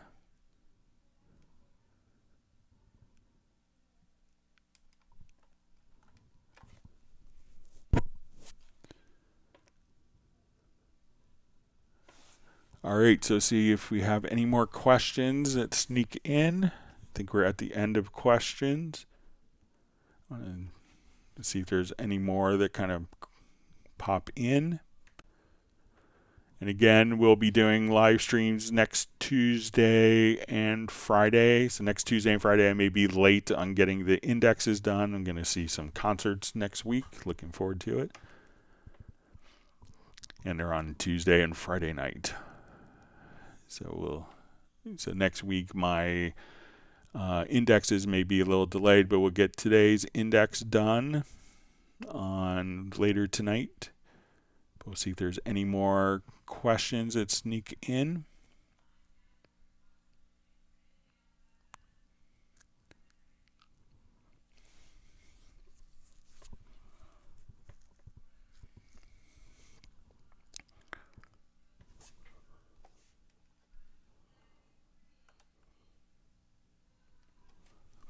All right, we'll give it our like 20 seconds or so before we wrap up.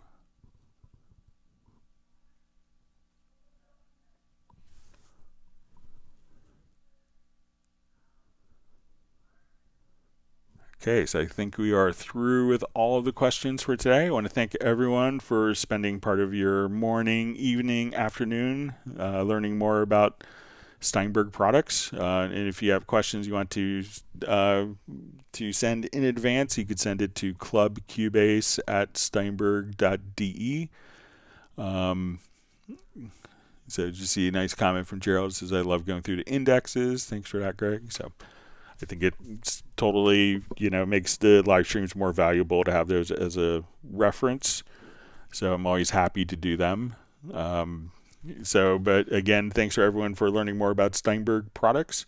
appreciate you being part of the wonderful community, and take advantage. Check your My Steinberg account for vouchers and for sales information to celebrate Steinberg's 40th anniversary that they're having their party for tonight in Hamburg. Wish I could be there for that to celebrate with all my colleagues. But with that, I guess we will go ahead and wrap up.